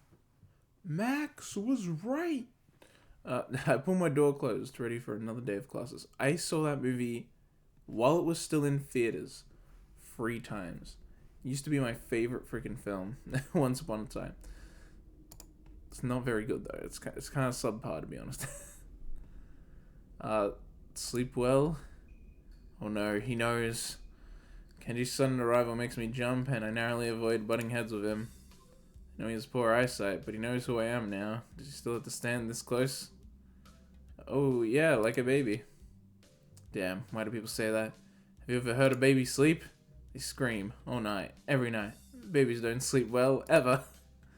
Well, there goes my restful state. I have to remember to never use figures of speech with Kenji. Alright, I get your point. It was a figure of speech. Yeah, sure, whatever. Where were you last night? Had a favor to ask, but you weren't around. Oh, shit. Oh, shit. For a split second, I considered telling Kenji the truth, that I was spending time with Hanako and Lily. Thankfully, that split second passes as soon as it came. I was just out, checking out the local area and stuff. You know, recon. Good man, good. I knew you were the type to plan ahead. Why, if I'm gonna say I'm doing fucking recon and playing to his conspiracies, why don't I just say I was fucking doing a covert operation across enemy lines? Anyway, oh right. Anyway, what was that favor you wanted? I was gonna get some takeout, but I need change. Wait, what? Oh right, this is on the Rin route. He fucking bursts into the bathroom naked and asks me if I have change. Wait, what? I gave you money last week and you still haven't paid me back. Is this... It's the same dialogue, I think. And I was starting to think you were cool. Kenji fishes around in his pocket and produces his wallet. As he counts out the 400 yen he owes me, I can clearly see at least 10,000 yen notes. Holy shit. Kenji's stacked.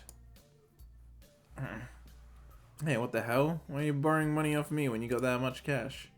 Kenji hisses a little, realizing that he's been had. Get off my case, man. It's bad luck to break a big note for anything less than half its value. It's the tycoon's rule. Is he a tycoon? What? Last night's dinner is going to cost me 7 years of bad luck. 7 years! Don't you think that's enough cause to help someone out?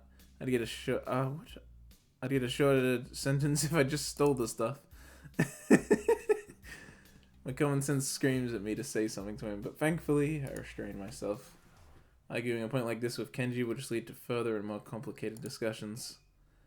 Yeah, I guess you're right. Maybe you should plan these things a little better. Yeah, man, I know, but I've just got so much stuff to do. It's hard. And you're never around anymore, so I'm on my own.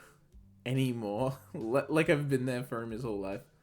We're supposed to be brothers in brotherhood, remember? Yeah, I get you. Global conspiracy and such. Keep my ear to the ground.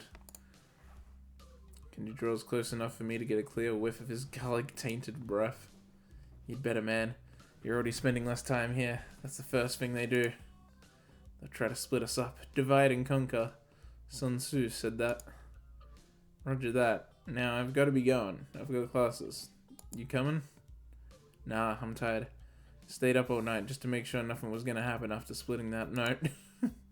It's rational as ever, I see. Whatever. Night. Kenji scurries back into his room and I hear him throwing his locks as I walk down the hallway.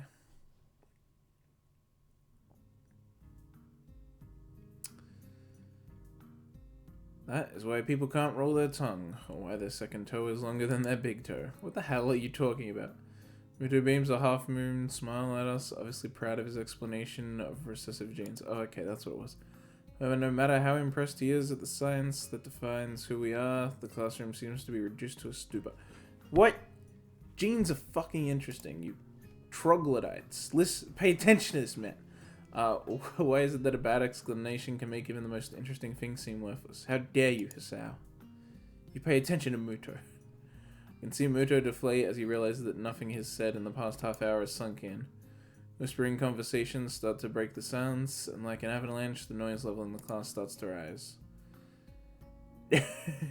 And this reminds me of one time, what was it? At my, was it middle school? So the Barrack campus. We were my school. I was in. I think what class was it?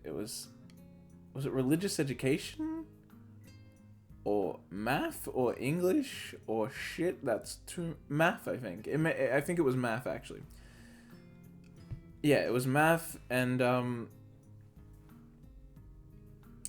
had this teacher who's like always like kind of calm. She's like a big be smart, be proactive in school, praise God as well kind of teacher, like a real, one of those, like, and she's always nice, she's always calm, and she just wants people to do their best, and so she's always like really nice and calm, and one time in class, she was like, I don't know if she was just hungover or if she had a headache or what, but she was like, she just wanted everyone to be quiet.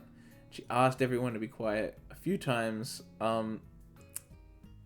and it was always still too loud. And honestly, it wasn't even that loud. It was just too loud for her at that point in time.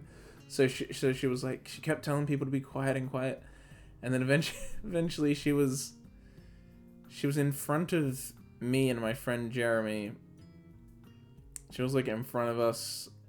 Like she was sitting helping a student that had their desk in front of like our two desks. And we were kind of talking. And I can't remember what, I think it may have been a Legend of Zelda song or something, but we started like, like doing it like out loud, but like just to each other kind of quietly. And I guess it's just because we were close to her, but she finally just snapped. Like, she's always nice, always calm teacher, and she lost it.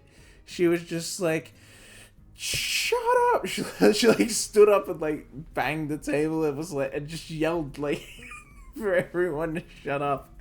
And then she like looked around, and I don't think she realized that me and Jeremy had made the noise. So we were just like, we just look down, doing work. Look at us. We're just doing our work. It was so funny because she's always a calm, normal teacher, and she just lost it. And that's the way you don't go into teaching. Yeah, dude, she got so pissed. She was like, shut up. It was so fucking funny. I've never before or after that moment did I ever see her like that. That was like the one time that she ever was like not calm. Dew on the grass. No, teaching is admirable. It is admirable. I will probably, unfortunately, end up in teaching as well. I mean, what else am I going to do when I get to Japan?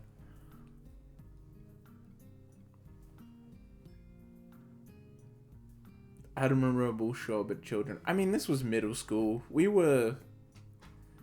Middle school's way better than primary school. Being like a prep teacher, you're basically still a babysitter.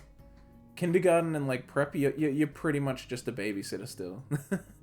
Like, you give the kids a ton of free time. You gotta take care of their fucking boo-boos and shit, still. Everyone is a shit in middle school. Yeah, that's true. I mean, we were shits, but it's like... It's better than primary school. Primary school's like taking care of kids. Middle school is taking care of assholes. And then high school, most people are fine by high school, because they're like... By that point, they could have dropped out. They're there for a reason. They know what to do. They know what they're meant to do. And sometimes they're even close to the teacher's, like, age. So, like, high school's, like, fine, honestly. This primary school, all the kids are innocent. They're not innocent. Dude, when I was in prep, someone in my prep class lit the girls' toilets on fire. By, like, you know, toileting the whole place, like, throwing the toilet all around so that there was toilet everywhere, and then lit it on fire with a match she brought. And then she didn't get expelled. She also kicked me in the head. And she also... Maybe they're not all innocent. Yeah, she also brought her mom's diary to show and tell in prep. And just started reading her mom's diary to the class. She was a fucking... Oh, that was so funny. And so then the teacher, like, had to run off to quickly go and try and call the parents. And so while the teacher's off sorting that out, she's just reading it to us. And because this was back in prep, you know, mobile phones existed, but they weren't common. And so what that chick had also done was she brought the home phone. She unplugged the like line phone from her house and brought it to school in her bag so that they couldn't call home and tell them what she had done. And so the teacher's trying to contact them, and thus she just has all this time to read her mom's diary to us. It's like, what the fuck? She, like, planned this out. She, like, thought what they would do and, like, thought up countermeasures and shit.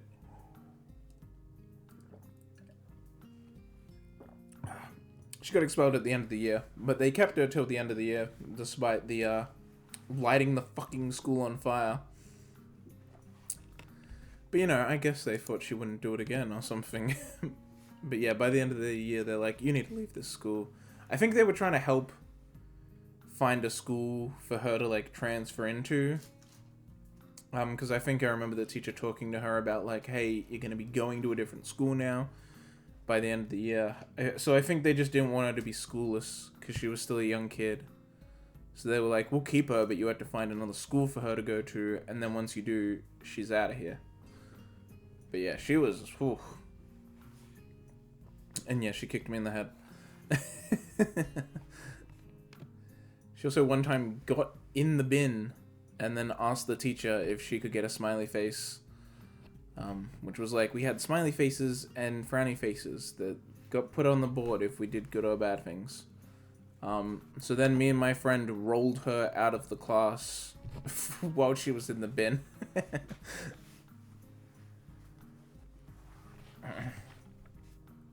I'm pretty sure one of the people in my class got expelled for sexual assault in middle school.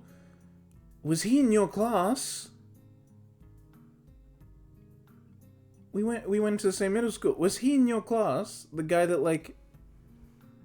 I remember this. It was our first year of middle school. I don't know if he was a first year as well. Yeah. I remember that. Holy shit. Adam knew him. Adam, who was on my Showdown stream a while ago. He knew that guy. And was, like... And we remember it happening. Yeah. He pushed down so that Du can know. He pushed some girl down on the bus, and I think he had his friends restrain her or hold her arms or whatever. Anyway, the point is he fingered her against her will. I sat next to him in like math or something. That's crazy. I didn't know you knew him. I knew Adam knew him, but that was it. Adam was in his homeroom, not his like. Not the core class that you actually have class with. Yeah, he got expelled, obviously. But yeah, that was crazy when I heard about that. I was like, what the fuck? His dad punched him and, like, dislocated his jaw. And he got kicked out of his house, and he had to go live with a friend of his, and then he got expelled, and then he also had a pending court case over it, obviously. So he probably, honestly, considering what he did, he probably ended up in juvenile, at least for a little while. I don't know, though. Me and Adam don't know what happened to him after that. We just know that he got kicked out, his parents beat him up, and he had to go to a friend's house and had a pending court case. It was fucking wild. And it happened on my first year of middle school, so I was like, what the fuck is middle school? Obviously, nothing like that ever happened again, but Jesus. Crazy, crazy world. But yeah, I never actually knew the guy. I just heard the stories because, obviously, everyone was talking about it. That's crazy that you knew him.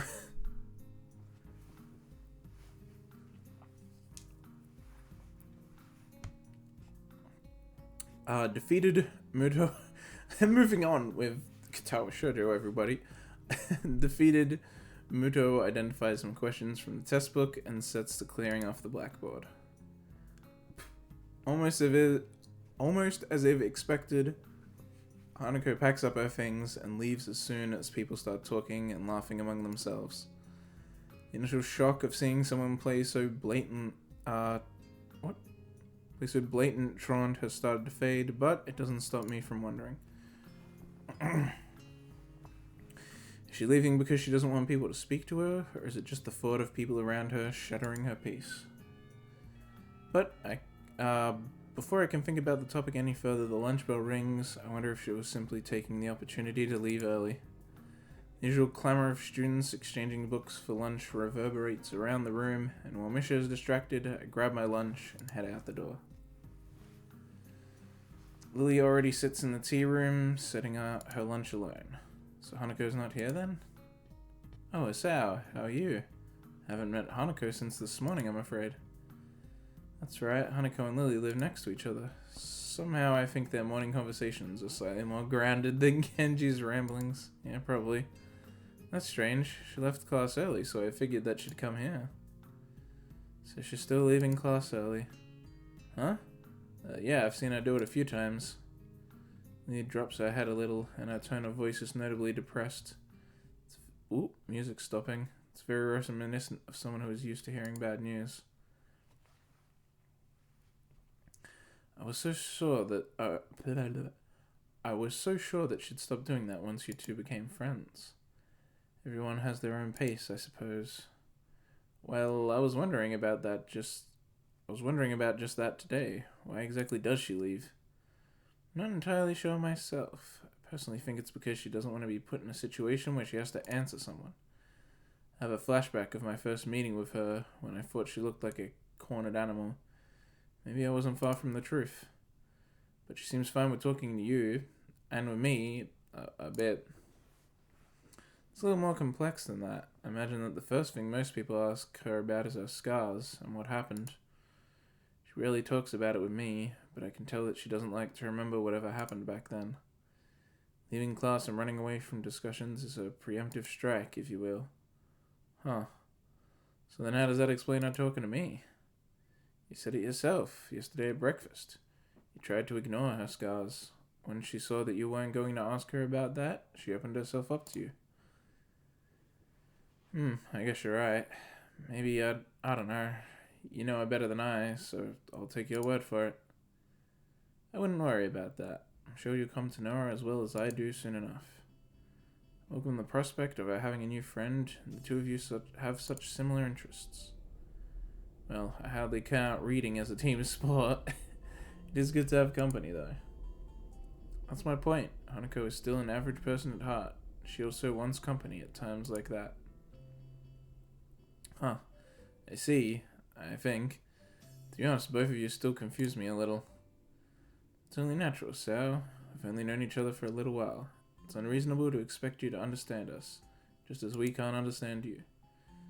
But that is half the fun of becoming friends, right? Yeah, it is. Although, I suppose there is the matter of us being opposite genders. Men and women do seem to confuse each other quite often. She says this with a little giggle, finding amusement at the odd little details of life.